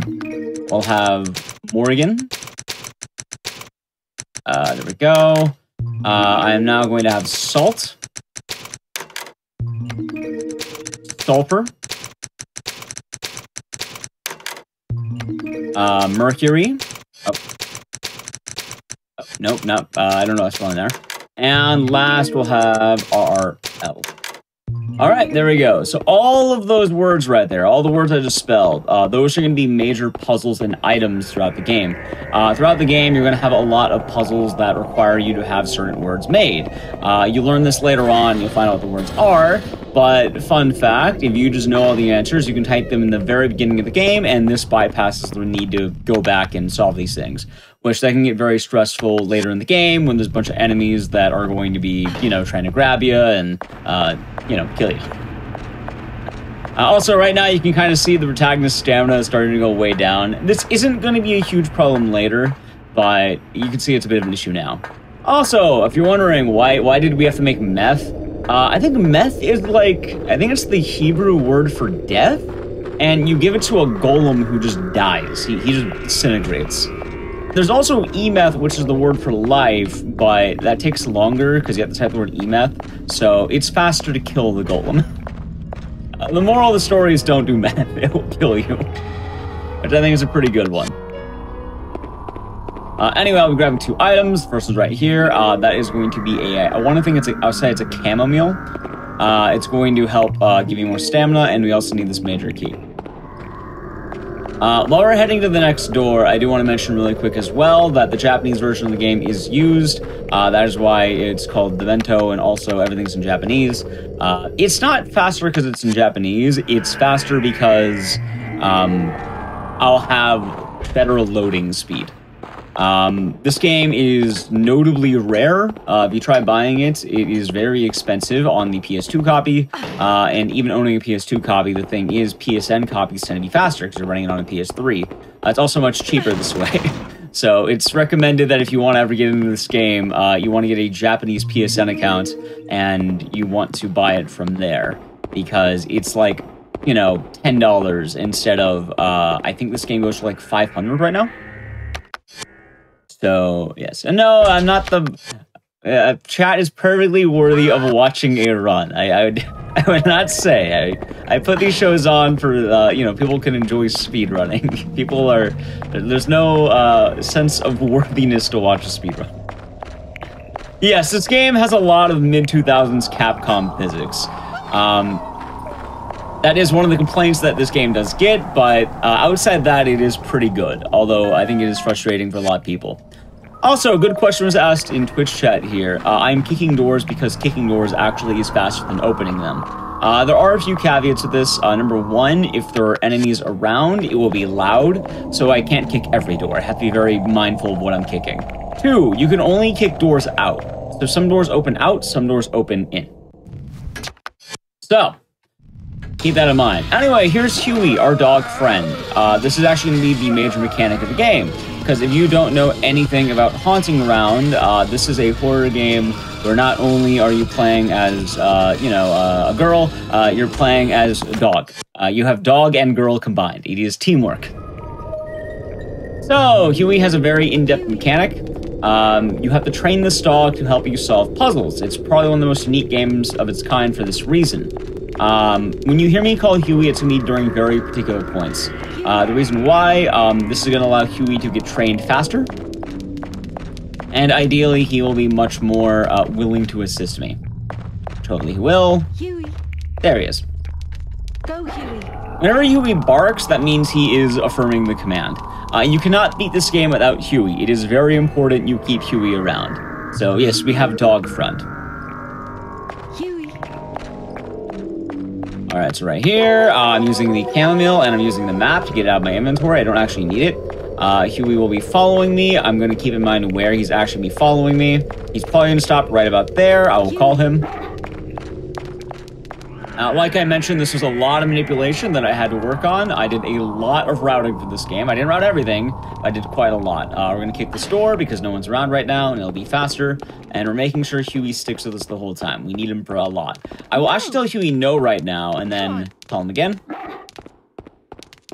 You following? Come on. Maybe. Yep, okay, we're good.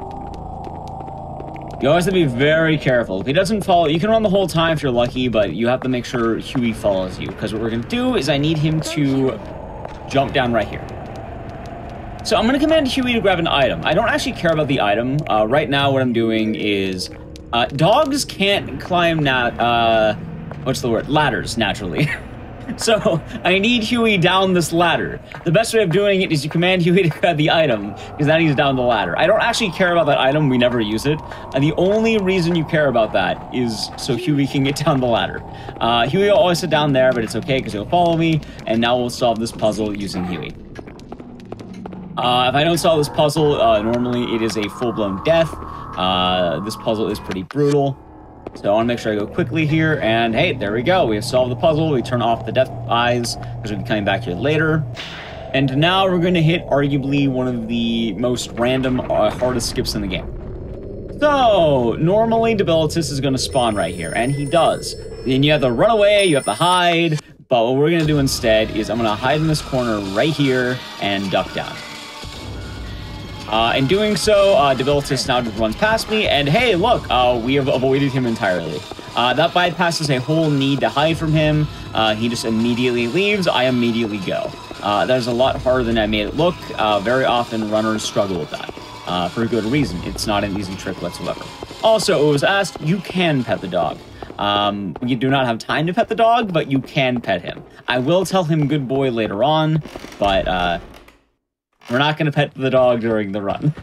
If only because there's not a whole lot of times to do it, and if you take too much time out, the stalkers will have issues.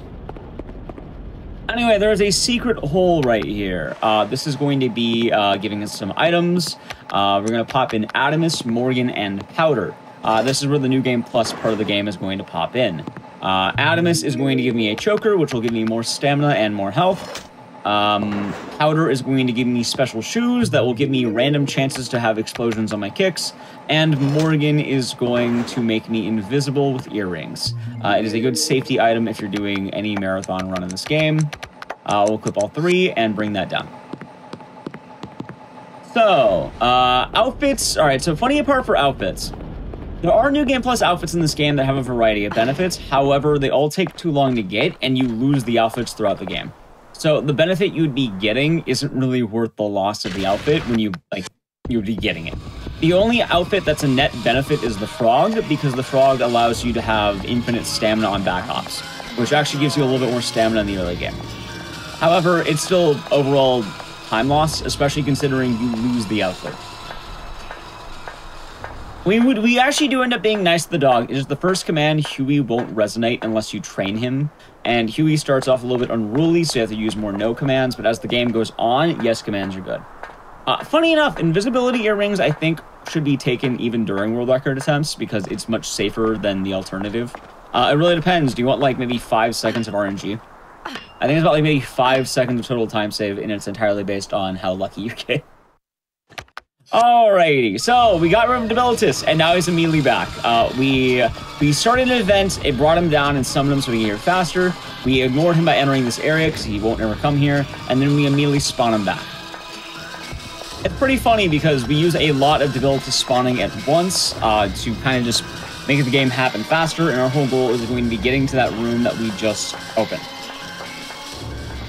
Right now is one of the worst parts of the run. It's not the worst, but it can go pretty bad because not only am I reliant on Debilitus, I'm also reliant on Huey. There's a lot of reliance on AI in the game, so you must be careful. I got good RNG, the door's open. However, I do need Debilitus to follow me. The music stops, that is bad. Huey! Huey! Alright, we're good. Huey! I had Debilitus, but now I need Huey. Where is Huey? Right there. Okay, perfect RNG. Okay, so this escape right here will only work if Huey is in the room. It is a choke point kind of thing, a scare point, whatever you want to call it. But having Huey will knock him off the edge, and Debilitus is now on the ground. If you don't have that, you actually get scared immediately, and you will end up just being in full panic. Funny enough for Haunting Ground, in most cases, attacks will not kill you. However, if you're in full panic, any attack will kill you. It's a real risk and reward kind of thing. I will say, Huey has been a very good boy so far. Mostly. Hopefully he'll keep being good. Okay, there we go. It's following, hopefully. I hear him, okay. Hopefully he'll run faster. I do need Huey. It's very important that Huey follow me. That's okay. Go, Huey. So, I'm standing right here very deliberately. I want Huey to have a certain position going in here, because that will let him enter, and then we can do this. Go, Huey. As I need these flowers. Also, if you see Fiona turn invisible, that is the fairy earrings I talked about. It is really only used for one backups and one area later to manipulate RNG. However, like I said, if you want to bank on luck, it is faster to not grab them. However, for any marathon run, it's going to help because if a stalker starts acting out of hand, it gives us a free hiding spot. It doesn't always work, it will usually work.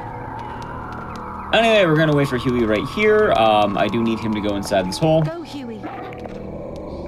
It's very important on where you stand in this game, because if you stand too close to things or too far away from things, Huey won't actually do the thing. So in that case, I stand where I see the dots on the hole, because that will allow me to command Huey to go in there faster. We use the flowers we just got to get rid of a bunch of moths blocking this door, and hey, look, we're now here.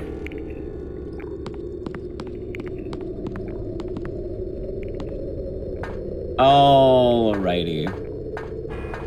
So what this is going to do right here is this allows us to get a major key, and items are shared. Wait, grab the key. Go, Huey. There we go. Items are shared between Fiona and Huey. So when Huey grabs the key, I can just use it, and now Huey will remain in this hole until pretty much the end of the chapter. This game in total has about 4 major chapters. This is chapter 1. Honestly, it's kind of funny because chapter 1, I would argue, is like one of the longest chapters in the game. The game is very top-heavy. So, chapter 1 takes probably about like 30 minutes. Chapter 2 is probably like maybe 15. And then the other 2 chapters make up the other 15. Which is kind of funny because you think, oh, the game's really long. But no, the beginning's super long. Later, it kind of starts to condense. Especially in the speedrun. Although, you know, casually, you probably spend more time in the other areas because puzzles and all that. But once you know the gimmick, some parts get much faster. It's kind of funny, too, because a lot of, like, what you might imagine to be speed tech and glitches is very banked in the endgame. We're going to be seeing some massive tricks that aren't just, you know, hiding once we get to the back half. But we need to get there first. Also, Haunting Ground is a really fun speedrun, but there is a ton of RNG. I used to grind record for this category a lot. However, I've stopped lately just because having a lot of your runs die randomly is sometimes a pain. Well, come on in. Yeah, it's a lot of fun stuff.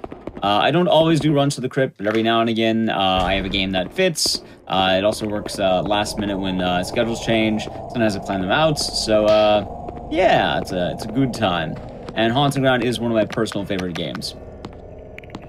I've done this game quite a lot. I've also ran it previously at, I want to say it was GDQ 2021. And I enjoyed that run. It definitely terrified me back in the day. But it's fun.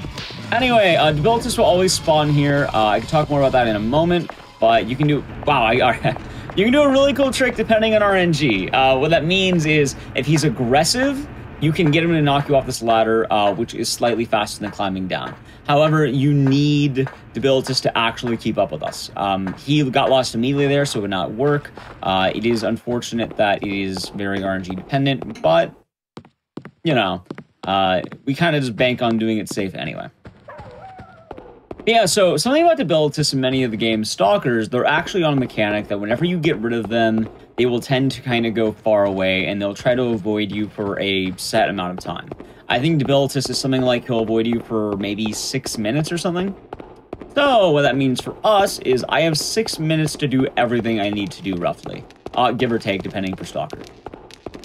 This is kind of why I mentioned earlier that we have to be very careful of what we can and can't do. It's all very predetermined on what we have to do, because if you at all take more time throughout the game, you run into the issue that stalkers can spawn in places that are not ideal. The whole game is essentially on one giant timer, and even doing things in the early game can really affect us in the late game poorly. I've actually had some issues in the past where I have a certain enemy spawn much earlier than he's meant to because I watch certain cutscenes or because I put on certain costumes. Anyway, this part's pretty chill, so I do answer questions I read in Twitch chat. If you have any, feel free to ask them, but yeah, you're just pushing the color boxes to match the wall that they belong to. Like, green goes to green, orange, orange, gray, gray. And it's a pretty easy puzzle. It's also kind of funny because with this game, you end up getting a portion that is, all right, puzzle, or it's like 2 puzzles, and then you have the boss. 2 puzzles, boss. Or puzzle, boss, something like that. So, we are hitting the first boss very soon. And this game does actually have combat. We're not going to be indulging too much into it because we do want to be a little bit smarter with our decisions, mainly because being smarter is faster, but it is something to consider. Combat in this game mostly applies with kicking and having QE attack people. But many of the bosses are going to be based in puzzles, meaning if you solve the puzzle, the fight ends much faster than it would if you just attacked them. Which we'll be seeing in our first major boss in a moment here. Luckily as well, this puzzle has no RNG. They're always in the same spot. There is one little thing where pushing this box, when the camera changes, it can just stop you from pushing it. I did not get that. I actually got good RNG, so yay. Although I don't think it's really RNG. I think it's just more like, are you holding the left stick in the right way? But honestly, I hold it differently every time, and it just works, as they say, right? Let's see what else there's in this game. No, that's a lot of the basics so far. Almost got it. And there we go. I talked about how this game scared me once when I did it at GDQ. The reason why is because I had the deadliest enemy in the game spawn on me randomly, and that enemy is terrifying for a variety of reasons. Most notably, every enemy in the game has different weapons. The first boss uses his fist because he's kind of more of a, if you've ever, you know, read the book of Mice and Men, he's kind of like Lenny, where he's, you know, a little bit thick but innocent. He's a little bit dummy, but, you know, he's a nice man. He just doesn't really know what he's doing. And later we'll actually end up befriending him because it's faster than killing him. The second boss is the maniacal Daniela, where she'll be using a glass shard, because she pretty much, for a way of describing it lightly, she wants to be us. And in order to do that, we need to die. And that's bad for us because we like living. Also, this puzzle's really easy. You just wait till you hear the click. But the third boss, he wants some really bad purposes I'm not going to talk about, but more importantly, the reason why he's so scary is because, what, you have essentially a caveman using his fists, you have a woman using a glass shard. What does the third boss have? A gun! He just has a gun walking around ready to shoot you. And he's terrifying. Anyway, this puzzle actually is a puzzle. If you go straight, you die. You're supposed to use Huey to tell you the path, but for speedrunners, we already know the path. So we can just run in the way I did, and that prevents us from eating the death there. I will say right now, if you try running straight forward in that, it is an immediate death. You fall into like a chasm, and then you're dead forever. All right, so this is going to be important. This is, I want to say, the first major key in the game. This is going to get us to the next area. But oh no, it's the boss. He wants to fight us. Here's how it's going to go. I tell Huey to stay because I don't want Huey to be involved. Second, I'm going to run over to this one. I'm going to say stay once again or stop. I want to get punched twice. He'll break it. He usually whips the third punch. That's good. I run over to the right side. I can kick it, but I just want to wait here and hopefully Debilitus will behave. I'm waiting on him to... All right, good. There's the fight. So like I said, friendship is faster than murder by far. Instead of having to wail on him the whole time, all we have to do is have Debilitus hit both of the chandeliers. It is a little bit RNG depending on how aggressive he wants to be. We're going to take the same exact path back, but in reverse. But yeah, that was actually a pretty good fight. It can get risky if you get some bad attacks, which is mainly if he tries grabbing you. Normally, he'll go for punches, which is good. He didn't get really aggressive in the middle there, which is a bit bad. But I mean, outside that, we're fine. You may have also noticed I unlocked that door down there earlier. I unlocked that because that's how we're getting back up here. We're going to be sent back to the beginning of the game in a moment here with the puzzle, but we have to go right here. And then we'll be going right back here again. Yeah, it's nice when the good action's actually faster. Funny enough, there are no notable speedruns of the bad endings of this game. One of the bad, so there's two that are, darker. One of them's a good ending, one of them's a really bad ending. Nobody runs the bad ending because nobody wants to run, I'll describe it in a moment, but let's start with the good-ish ending. One of the endings, you kill Debilitus, and that is like ending B. Nobody runs that because nobody wants to kill Debilitus. I mean, you can, but then you'd be known as the person who killed Debilitus. There's also another ending in this game that nobody runs. The reason why is because that ending requires you to be mean to Huey. And there are no speedrunners out there who have the heart to be mean to Huey. Like, I might scold Huey or chastise him sometimes, but I do like Huey for what it's worth. And I couldn't imagine running a category where we're mean to the guy. Alright, here's Daniela, our next boss. She's gonna be chasing us. She's the next stalker. And she apparently got stuck. I have no idea where she went. Luckily, it doesn't matter. We always go to the same spot, and we'll get rid of her either way. But, is she gone? Wait. Wow, I mean, it doesn't really make a difference, but she just got stuck. That's kind of funny. Okay, sure, why not? Good for you, Danielle. I'm very proud of you. You did good. She immediately got stuck on the door and will not be chasing us. Normally that would be good, but the thing is, the strats we use end up getting rid of the stalkers anyway, so we don't lose or save any time from that. It's just kind of funny. As well, don't worry about Huey. Huey will have points where he just seemingly is gone. However, main story events will teleport Huey to us. We're gonna abuse this like Matt. I could say that's never happened before, but like it's pretty minimal. It's not gonna harm the run. I feel like that's never happened before. Always gets saved for the what's the word? Like when things go wrong, right? Hey, look, there's Daniela again. She's just cleaning. Don't worry, she'll be here. She'll be back to hit us in a moment. But here is the door. We can actually open it this time. And right when you enter the store, Daniela is scripted to follow you. She's gonna come out right there. Oh no, Daniela's back. I can't believe it. She went from cleaning to meaning. Oh no. Yeah, so this is why I wasn't worried. Like, if Daniela's chasing you, she will always get you in this hallway. Like, this is scripted. This teaches you how she works. So what's gonna happen is Daniela's weakness is mirrors. Every enemy is gonna have a gimmick. Hers is that with mirrors, she gets scared. So she panics, you can use them to escape, and that's what we do. So it's not so much a glitch. I think sometimes enemies can lag behind, they can get distracted, they can lose track of you. Enemies are a bit random in their movements. So we got very lucky, which, again, doesn't matter that much just because, well, in that case, it is what it is. Anyway, now is if you're a dog lover, now is probably the part of the run you're really going to enjoy. So we have a portion where we kind of just need to wait. We have Huey here, and we have this room. In order to open the door on that side, I need that blue dot to follow me. Come on. The blue dot is not fast. Good What I'm going to do is I'm going to call Huey, Come on. wait for him to bark, and then tell him good boy. Good boy.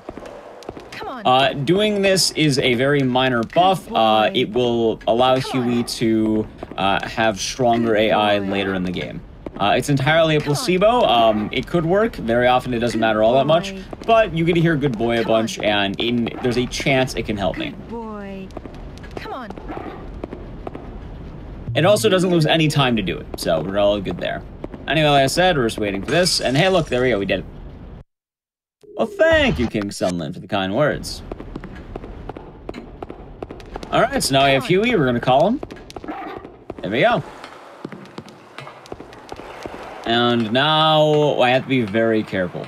So normally I like to call Huey more frequently, however right now I can't do that. The reason why is the more I've ran this game, I've noticed that if you call Huey outside of the two areas I'm doing it right now, which is right here and earlier, Daniela is more likely to attack. Daniela is in this room right here, however she's behind that fence, so unless you aggro her, she won't actually follow you. You can kind of tell when an enemy is nearby because the audio will change. So if you hear like ambient noise, that's good. If you don't, that's a little bit worse.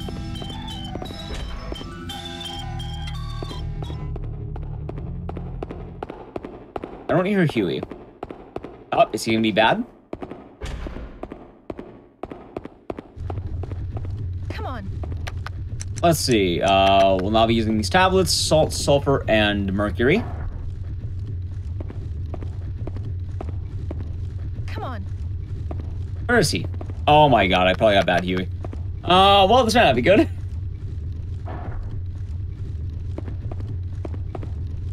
Come on. Oh, Huey. There he is. Come on. Uh-oh. Hold on.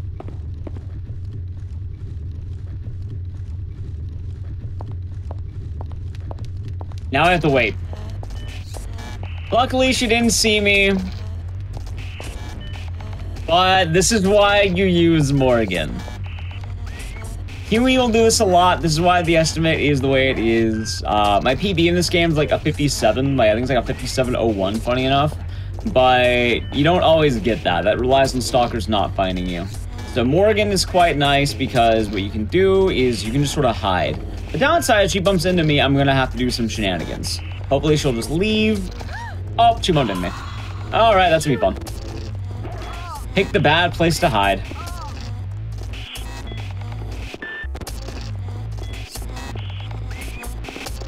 Alright, let's just run back here.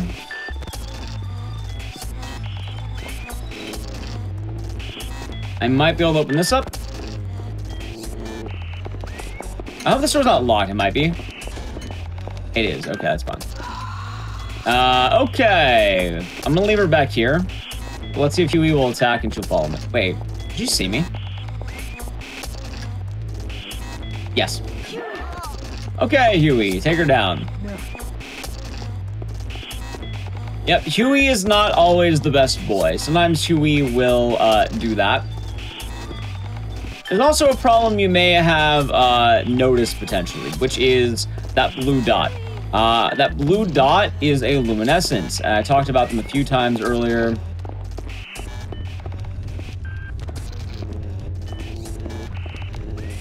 But the big problem with the luminescence is if they touch you, they immediately alert the stalker to your location. Immediately. So hopefully this will be better. Hopefully she'll just go on the left side and leave us alone. We also need to be in this room with Huey. This is the major downside of this game. As much as I love this game, this is why Huey can be a bit of a brat. Or a bit of a bad boy. Yeah, this game gets quite expensive. Alright, it looks like she's leaving. We should be good. If you're wondering how do you know you're good, music stops. All right, we're good. And now, well, since this run's gonna be a little bit different, hopefully we'll be fine. We're gonna be really thrown off what we have. Welcome on in, Adastra. Welcome on in. 1, 2, 3. Okay, well, we saved it, and that's why Morgan is important. I'll tell you right now, if you try to gamble for like those 6 seconds, you can't do that. Which is why I like having Morgan. Especially during runs, it's much nicer. Anyway, we should be fine. Once you solve this puzzle, Daniela normally won't come back. At least for a little bit. It's kind of weird. We heavily abuse the fact that we're doing certain puzzle triggers. Because what this is going to do is normally Daniela's in the other room. This is meant to be like a differences room, so you go between the two rooms, you solve the differences. But luckily for us, we already know the answer. The funny part is if you go in the other room, you can summon Daniela's second form, which is just straight up stronger than the first form. So that's why Daniela's not here. She went to go into the other room for a bit. She will actually be set to spawn back in a moment, so I do have to be careful there. It is a little bit RNG depending on how that goes. Hopefully we're not going to have a problem. Admittedly, I don't actually know how it's going to be because we're entirely thrown off our nature now of the game, so we'll see. And no, I have not. Come on. And will Huey be good? Okay, there he is. Come on, Huey. Come on. You know, Huey was being very good up until, like, this part of the game. Go, Huey. And this puzzle is actually very easy. You just both stand on 2. That works. Sure, why not? Go, Huey. A little bit awkward, but we got it. Yeah, Morgan's the invisibility earrings, so. That allows us to stand still, and then it will hide us. Anyway, there's a luminescent that spawns right there. Alright, no Daniela. Okay, we're good. We're good. Daniela can spawn here if that hits you. It's a little bit RNG, but we're good. Alright, Daniela's section is pretty much good up until our boss fight now. We hit another one of those points where Daniela will indeed spawn. The reason why is because this room spawns in a mandrake or a mandragon. The idea behind it is this is a plant that will scream if plucked, so it's going to scare us. Funny enough, earlier you saw I grabbed an item. I grabbed that. That's going to lower our panic. There's 2 types of items, stamina and sanity. So we grabbed a sanity item and that will heal us. Daniela spawned back in, but luckily for us, there's something really goofy. The first time you enter the graveyard, Daniela will stop chasing you. So, Daniela has stopped chasing us. Unless that blue thing hits you, the luminescent, if that hits you, it's bad. I think the idea behind it is this is meant to be a puzzle room, and the bosses really don't like to go into the puzzle rooms, so. I'll do that. Do I enjoy any of the newer horror games, much as I do the classics? Of course I do. I like horror through and through. I'm a big fan of the genre. Here's the last of the plates we used, RRL. This is just going to be directions. So it's right, left, right, you know, right or left. So I chose right, left, because that's going to decide the ways this guy turns. I don't want him to keep walking into that plate. So right, left. He'll turn when needed. Yeah, I tend to play quite a lot of horror games, both new and old. Ow. There's a lot of good stuff released as of lately, so.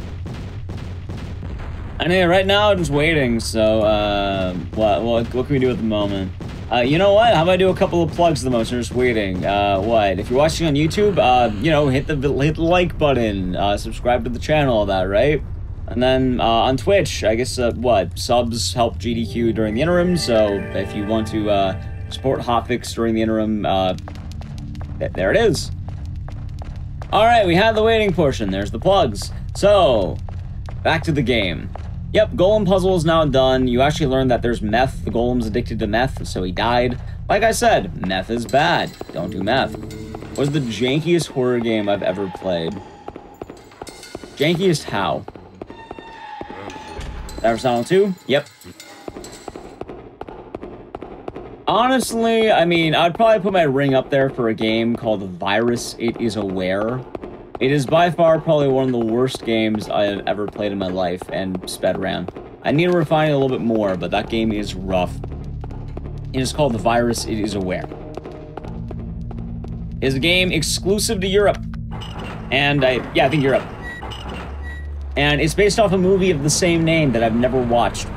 But the game is a mess.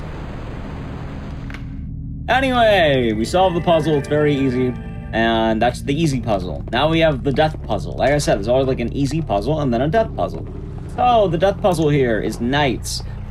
This is going to be very, very difficult, technically. Just use Huey to... Wait.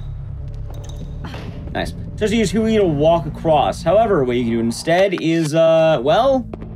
If you just know the answer, you can do it. If you make 3 mistakes, that knight will raise his arm and try to shoot you. But luckily for us, we just know the path perfectly. I have it memorized, 0 faults. However, I'm not very good at doing it backwards, so I turn off the knight. If you can do it backwards, you can save like 1 second. But honestly, I like just turning that off. It's safer. Lifeline's not too bad. So. Alrighty, now it is time for our second boss. This is Daniela. Daniela has 2 types of fights. Let's see what we get. We have both good Huey and good Daniela. We'll have to see what we can get. It's all going to be dependent right now. I immediately have a mean Daniela. That's really bad. But I do have a good Huey, so that's kind of good. A lot of this fight is based on both of them. So the more aggressive Huey is, the better. The more aggressive Daniela is, that's bad. Okay, Daniela's actually kind of cooperating. And Huey's doing very good right now. Hopefully Huey can just keep attacking. I do want Daniela away from those boxes. Let's actually try doing this. Hey, get away from that. Hey, Huey, you wanna... Hey, Huey. Huey! I don't know which one of them is worse. I don't want her knocked down. Okay, that's good. Let's knock her down right here if possible, Huey. Please. Alright, I didn't get the box push. This is solid. Okay. This could be worse, I suppose. Let's see if I can make Huey do more damage.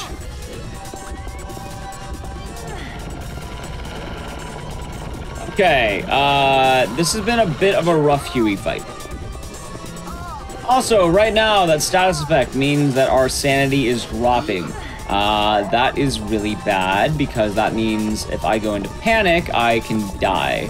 So what we're going to do is play this super safe right now. You also notice our character is tripping. That is involuntary. So I'm playing it really safe. Normally, I wouldn't bother playing it that safe. But, I mean, better safe than sorry, right? Alright, no matter what happens now, we've won the fight. I just need to stand in the middle, and there it is. Rough fight, but we got it.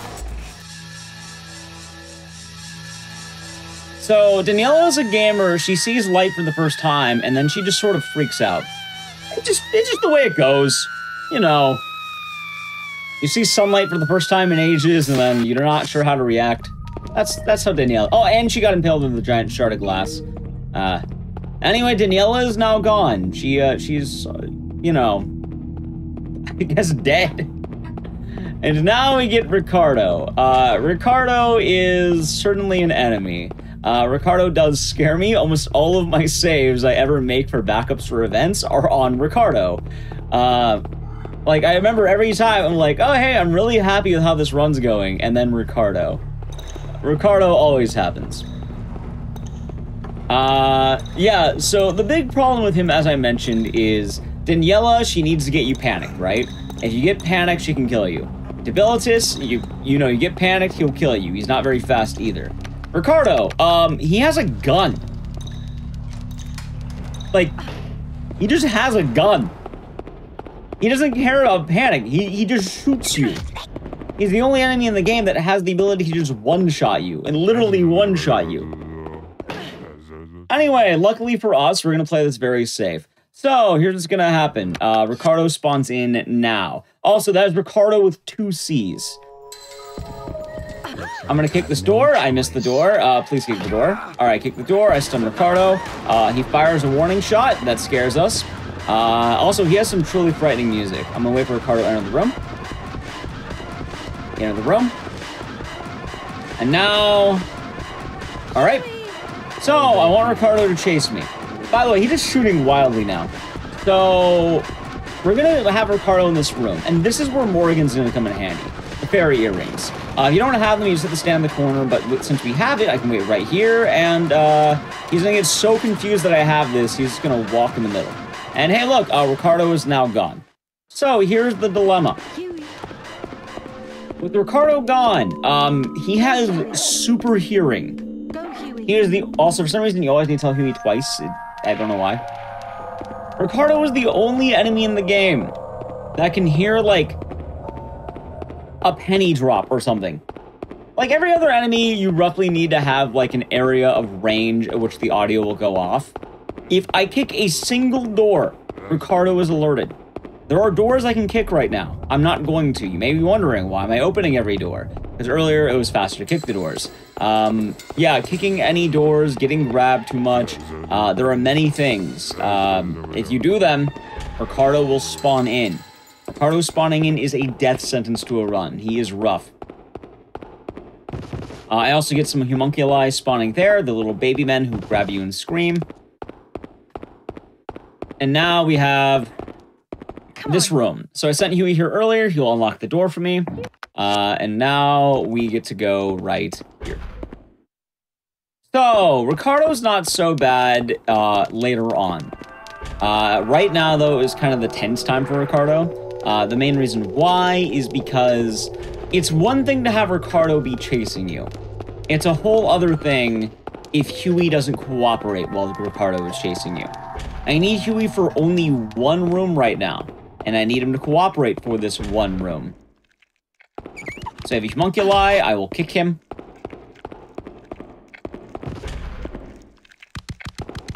Come on. I have no idea where Huey is right now. I don't even hear him. I'm also opening every door here. Come on. Where'd Huey go? Come on. Don't tell me Huey got caught with Ricardo. Come on. There's no way he got caught with Ricardo. Alright, there he is. Okay. Go. Go. Come on. Huey, get down here. Come on. Thank you. Go, Huey. Okay, we're good. We're good. Huey's gone. Huey is almost not needed for the rest of the game. This is really good. Okay. Huey scared me a bit there. Kind of like with Daniela. We got that. Okay, so we get these rocks out of the graves. Also, Huey took out the homunculus for me, so that's good. And, I just have to hope that Ricardo doesn't show up. It's not the end of the world now if it happens, because I get to rely a lot less on Huey. It's just me solving the puzzle myself. So let's hope we're good. The lack of music is very unsettling in this game. Every time.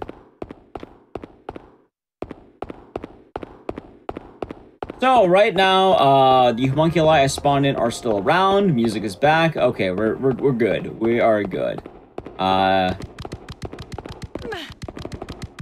Where is this guy? Where did he go? I heard his little feet. Where's the guy? I don't even know. Okay, so we have to take these rocks and use alchemy. The study of alchemy to make rocks into, like, a moonstone, I think. In order to do this, you need to go to a few different parts. So the first machine will always be that one. By the way, there were two. I got them both. There they are. There's one, and the second one's gonna be right over here. Which, yes, you need to do them in order. You can't do them out of order. So if you're wondering why not just go to this one first, you can. This is the second one. The one I went to was first. And then the third one is also the third one. So, funny enough, kind of going into it, with horror game speedruns, I pretty much say every single horror game run is I'd argue almost every speedrun is a running simulator. For a lot of games, you don't really engage in boss fights or combat unless you absolutely have to.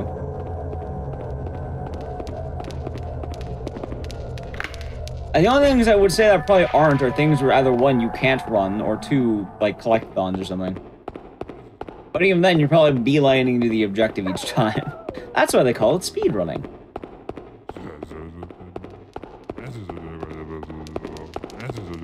Horror games is very often, one of the big points is running anyway, so it tends to work pretty well with what you want to do. Alrighty, so the last one, you may recognize this hallway. It's actually in Daniela's area, right here. I did hear Huey howl, so I'm a little bit worried. But at the very least, at this point, we're home free. That was the last one we need. We can go right to the exit of where we want to go. And yeah, it is indeed me. Yeah, I'm a big fan of doing speedruns. I want to hit 200 games, hopefully, before the end of the year.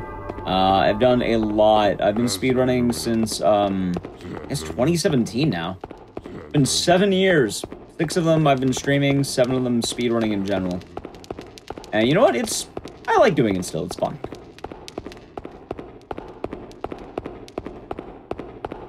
Alright, we look good on Ricardo, and, we're home free. We're out of one of the hardest sections of the game. We didn't even see him once.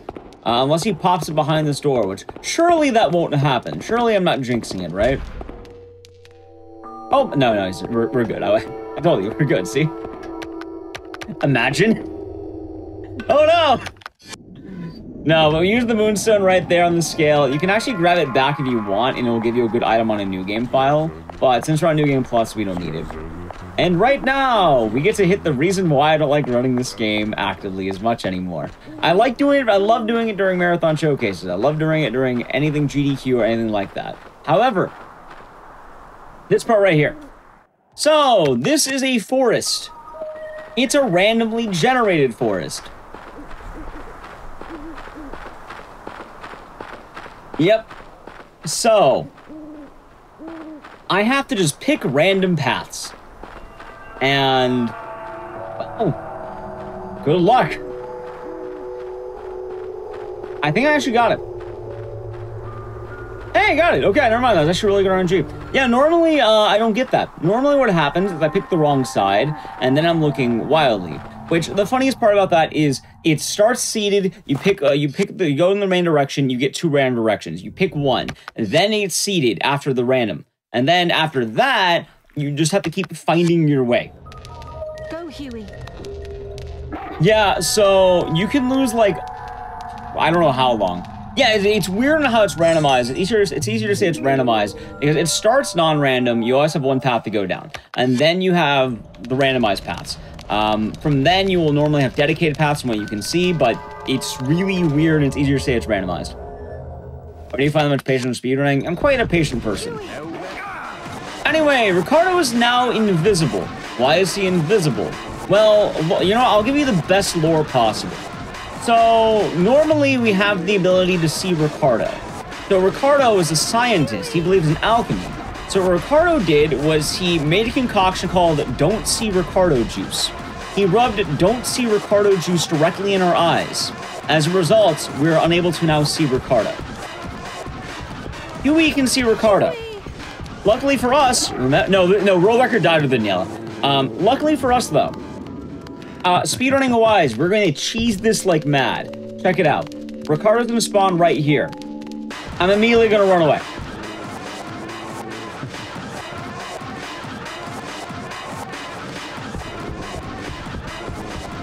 And then we head right back up. Okay, I despawned Ricardo.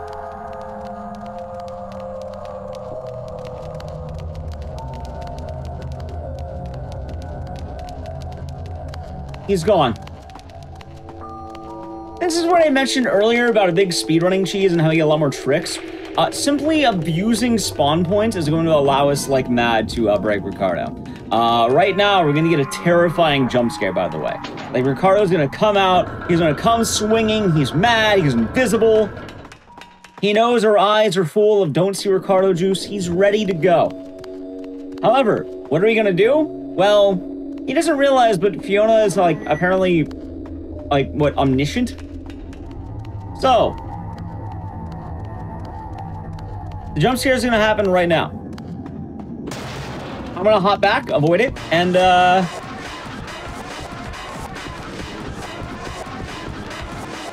hey, look, he's gone again. Okay, Ricardo's gone. He got really confused.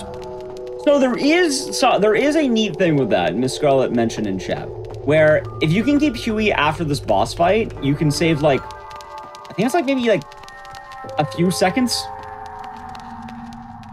Oh. Like, it's not, like, it's not a massive amount, but it's definitely not a, like, a minor amount. Like, it's probably, like, maybe, I don't know, maybe, like, 5? Maybe 3 or 5? Which, funny enough, I'm, like, that many behind records, so maybe if I had those seconds, it'd be helpful. But, yeah, it's actually been theorized that you can, do something pretty nice here. Anyway, a bunch of these luminescents are here. What we're going to do is just run past them. Come on.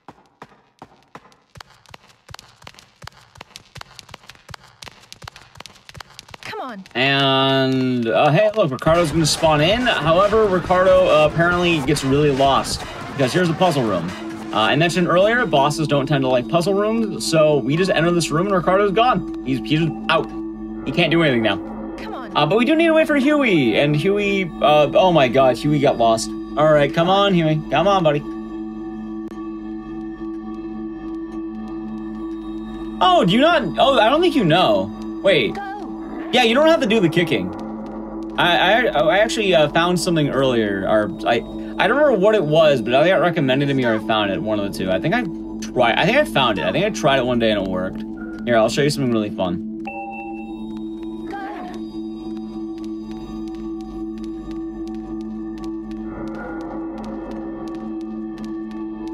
Stay. So this puzzle is really easy. You just command Huey to go to the next one. Then you're good to go. You stand on one, Huey stands on the other.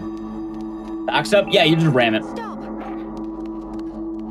Ramming it prevents the need to kick it entirely. You don't even have the backstep, you just run in there. Alright, so we have Huey. This is another area where we have a boss fight.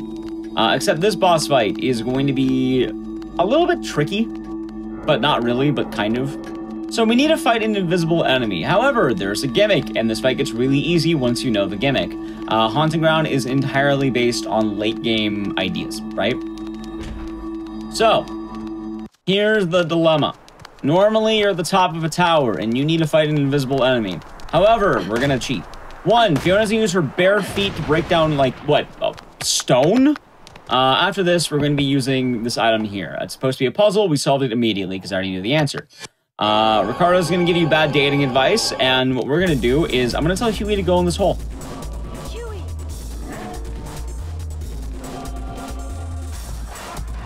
I need Huey to be in there. Ricardo is going to walk after me. Ideally, I want Ricardo to be right here. So hopefully he will stand there. Huey. Go. And he's dead. Huey just obliterates him. He bites him, Ricardo falls off the tower, and he's just gone. Say goodbye to Ricardo. Ricardo is dead. There's a very interesting cutscene behind this door, but we're not going to watch it for a variety of reasons. If you want to watch it, follow me on twitch.tv/icdices. I show off that cutscene sometimes, and it's just a little bit too, how do I put this? I love the crypt. I love being able to show off horror. Just a little bit too horror for the crypt, if you know what I mean. There's sometimes certain cutscenes you can't show on the GDQ Hotfix. Anyway, that was a really good fight. If you were able to keep Huey right here, you'd be able to save some time.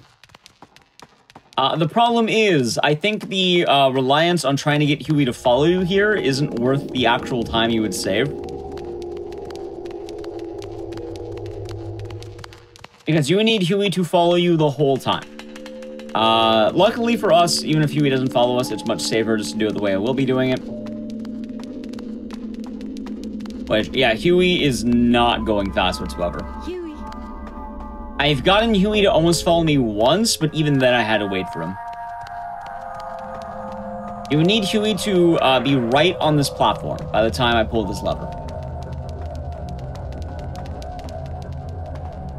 It's a little bit... Well, I haven't described the plot of the game to chat for a reason. I said this is a mansion where everyone wants you dead. And, you know, other very light terms. Because, surprisingly enough, describing the plots of certain games is definitely not the brilliant move to do. I do a lot of horror games, but, we don't get into the stories of them quite a lot. We talk about some of the bits, but not all the bits. Just let it be known, Haunting Ground is, a pretty dark game. I also, you know, I think I have the proud medal. I get to hold of this right now. For the AGDQ and SGDQ events. Oh, hey, look, there's Ricardo. He died. For the AGDQ and SGDQ events, I would argue that I think I have done the darkest speed run at GDQ in terms of, like, how grim or, like, graphic a game can be. I've done a lot of runs, and I think this is genuinely the most, let's say, graphic game to have ever been in a GDQ. There's one other game that I think beats this out, but I don't think it's been in AGDQ and SGDQ. It has been on the Crypt, though. There's only one. Yeah, he did an extreme trust fall. Anyway, we're about to break the game massively. So, normally this section of the game, what you need to do is you spawn in an enemy, and then he chases you, and then he is originally a laughable enemy, but then he gets quite terrifying. So, we're gonna break it. You know those luminescence, those little blue balls of light? Yeah, you see that guy? That's an enemy. Throughout the whole game, he's titled the same way as Daniela, as Debilitus, as Ricardo. He's on the same merit, that little blue ball. So, you need a stalker to chase you for this cutscene to happen. However, the thing is, the game doesn't really care what a stalker means. You just need any stalker. The game assumes you probably got in the right stalker. So, here's what's gonna happen. I'll play out this cutscene because it's kind of funny. Because it also affects the cutscenes. Normally, you have an old man in a wheelchair, and then he starts crawling after you. And, like, this is the moment it's like, oh, he's still coming after blowing up. So, instead, you get an aggressive, empty hallway. Nothing spawns in. He's supposed to spawn in here, but he just doesn't. Because we never spawn him in. Anyway, if you can take Huey inside of this room, you can go straight to the door. However, you just ram it once. There you go. Okay, Huey's here. It probably takes all of, like, maybe 5 seconds total to get Huey here. Realistically, trying to go for bringing Huey here, I don't think is worth it unless he just follows you all the way down. Because it is that quick. You also need to hope that Huey would stay with you the whole time. So yeah, you just ran that machine, and hey look, I beat a whole boss fight. That's supposed to be a boss fight where you have to throw a guy on a conveyor belt, but that way we just... Yeah. Now we're in the end game. This relies a lot on the player getting lost. However, well, we're speedrunning this game, and we don't need to get lost. What does that mean for us? Well, it means right now we can go directly to the final boss, because we already know what to do. And I don't mean that as a normal speedrunning sense. Casually, what happens is you're supposed to find out what to do, look around, and there are a lot of rooms where you get trapped with the final stalker of the game, and it actually can be quite terrifying. However, since we don't need to ever actually go to those rooms, instead what we can do is just, you essentially do this, where you go to the final room of the game, you find out you need a key, you just run over to where the key is, and then you ask Huey to grab you the key, which is right here.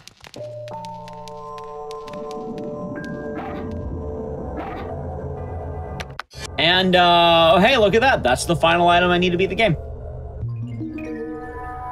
Alrighty. So, some of you may be thinking, maybe you've been very keen on watching the speedrun. Hey, Ecdysis, Adamus, Powder, Morgan. What's powder? Great question.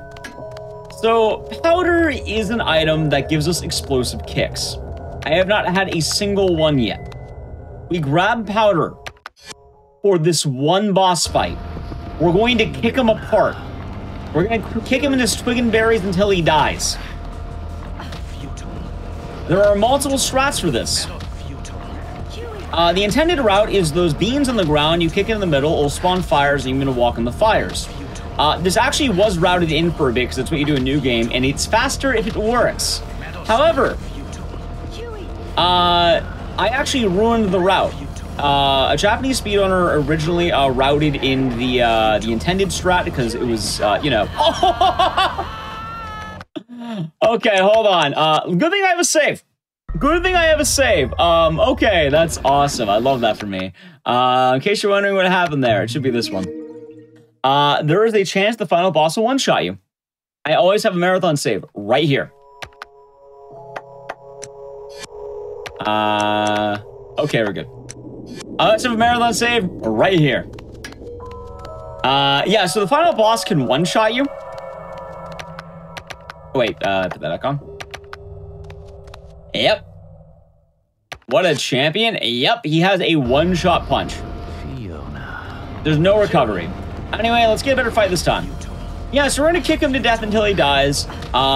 Those orange clouds, that's powder. It does 6 times the damage of the normal kick. So, I ruined the speed run. Because what I did was I made the run reliant on getting as many of those as possible. It is much better to get powder if you can. The problem is the RNG of getting this is very minimal. So you're just kicking him to death until he dies.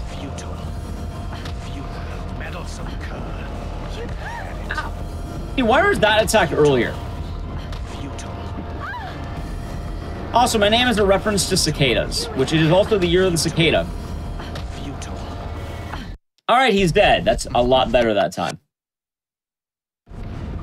Yeah, I get the insta-kill a lot. That's because I agreed. Anyway, that's the final boss. So we're not done yet, though. We have one more bit, which is he is now going to chase after us. So, this is a fun chase. One, I'm going to delay the ram, but we're going to ram into the store. That'll also prevent the earthquake. Since we have a lot of stamina, I'm going to ram right there. That prevents me from falling. And now we have a statue. So what's going to happen is I am literally going to mash every single button as quickly as I can. All of them. For this one, we're going to do a backdash.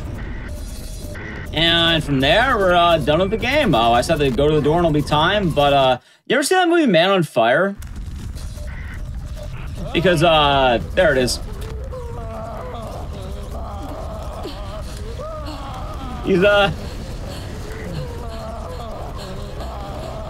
He's really trying. Alright, anyway, we go to the store and, time.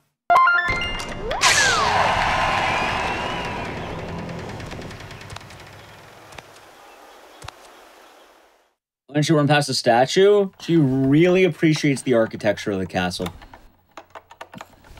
But yeah, that was Haunting Ground, mostly. We did have a little bit of a whammy at the end, but I literally always have that safety save just for that reason.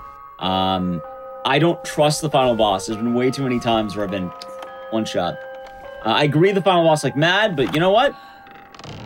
Yeah, it's a really fun game, a really neat speedrun. There's a lot of neat tech with, dog commands, and, well, I hope you enjoyed the look into, stalker horror here. Yeah, I guess in terms of things, if you ever want to watch me on Twitch or anywhere else, you can find me, I think my link's in chat, twitch.tv/ecdysis.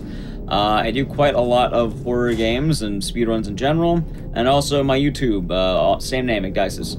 I do quite a lot. Are quite on point. Oh, believe me, I know. I've many a one-shots, so I'm fully aware of how that fight can go.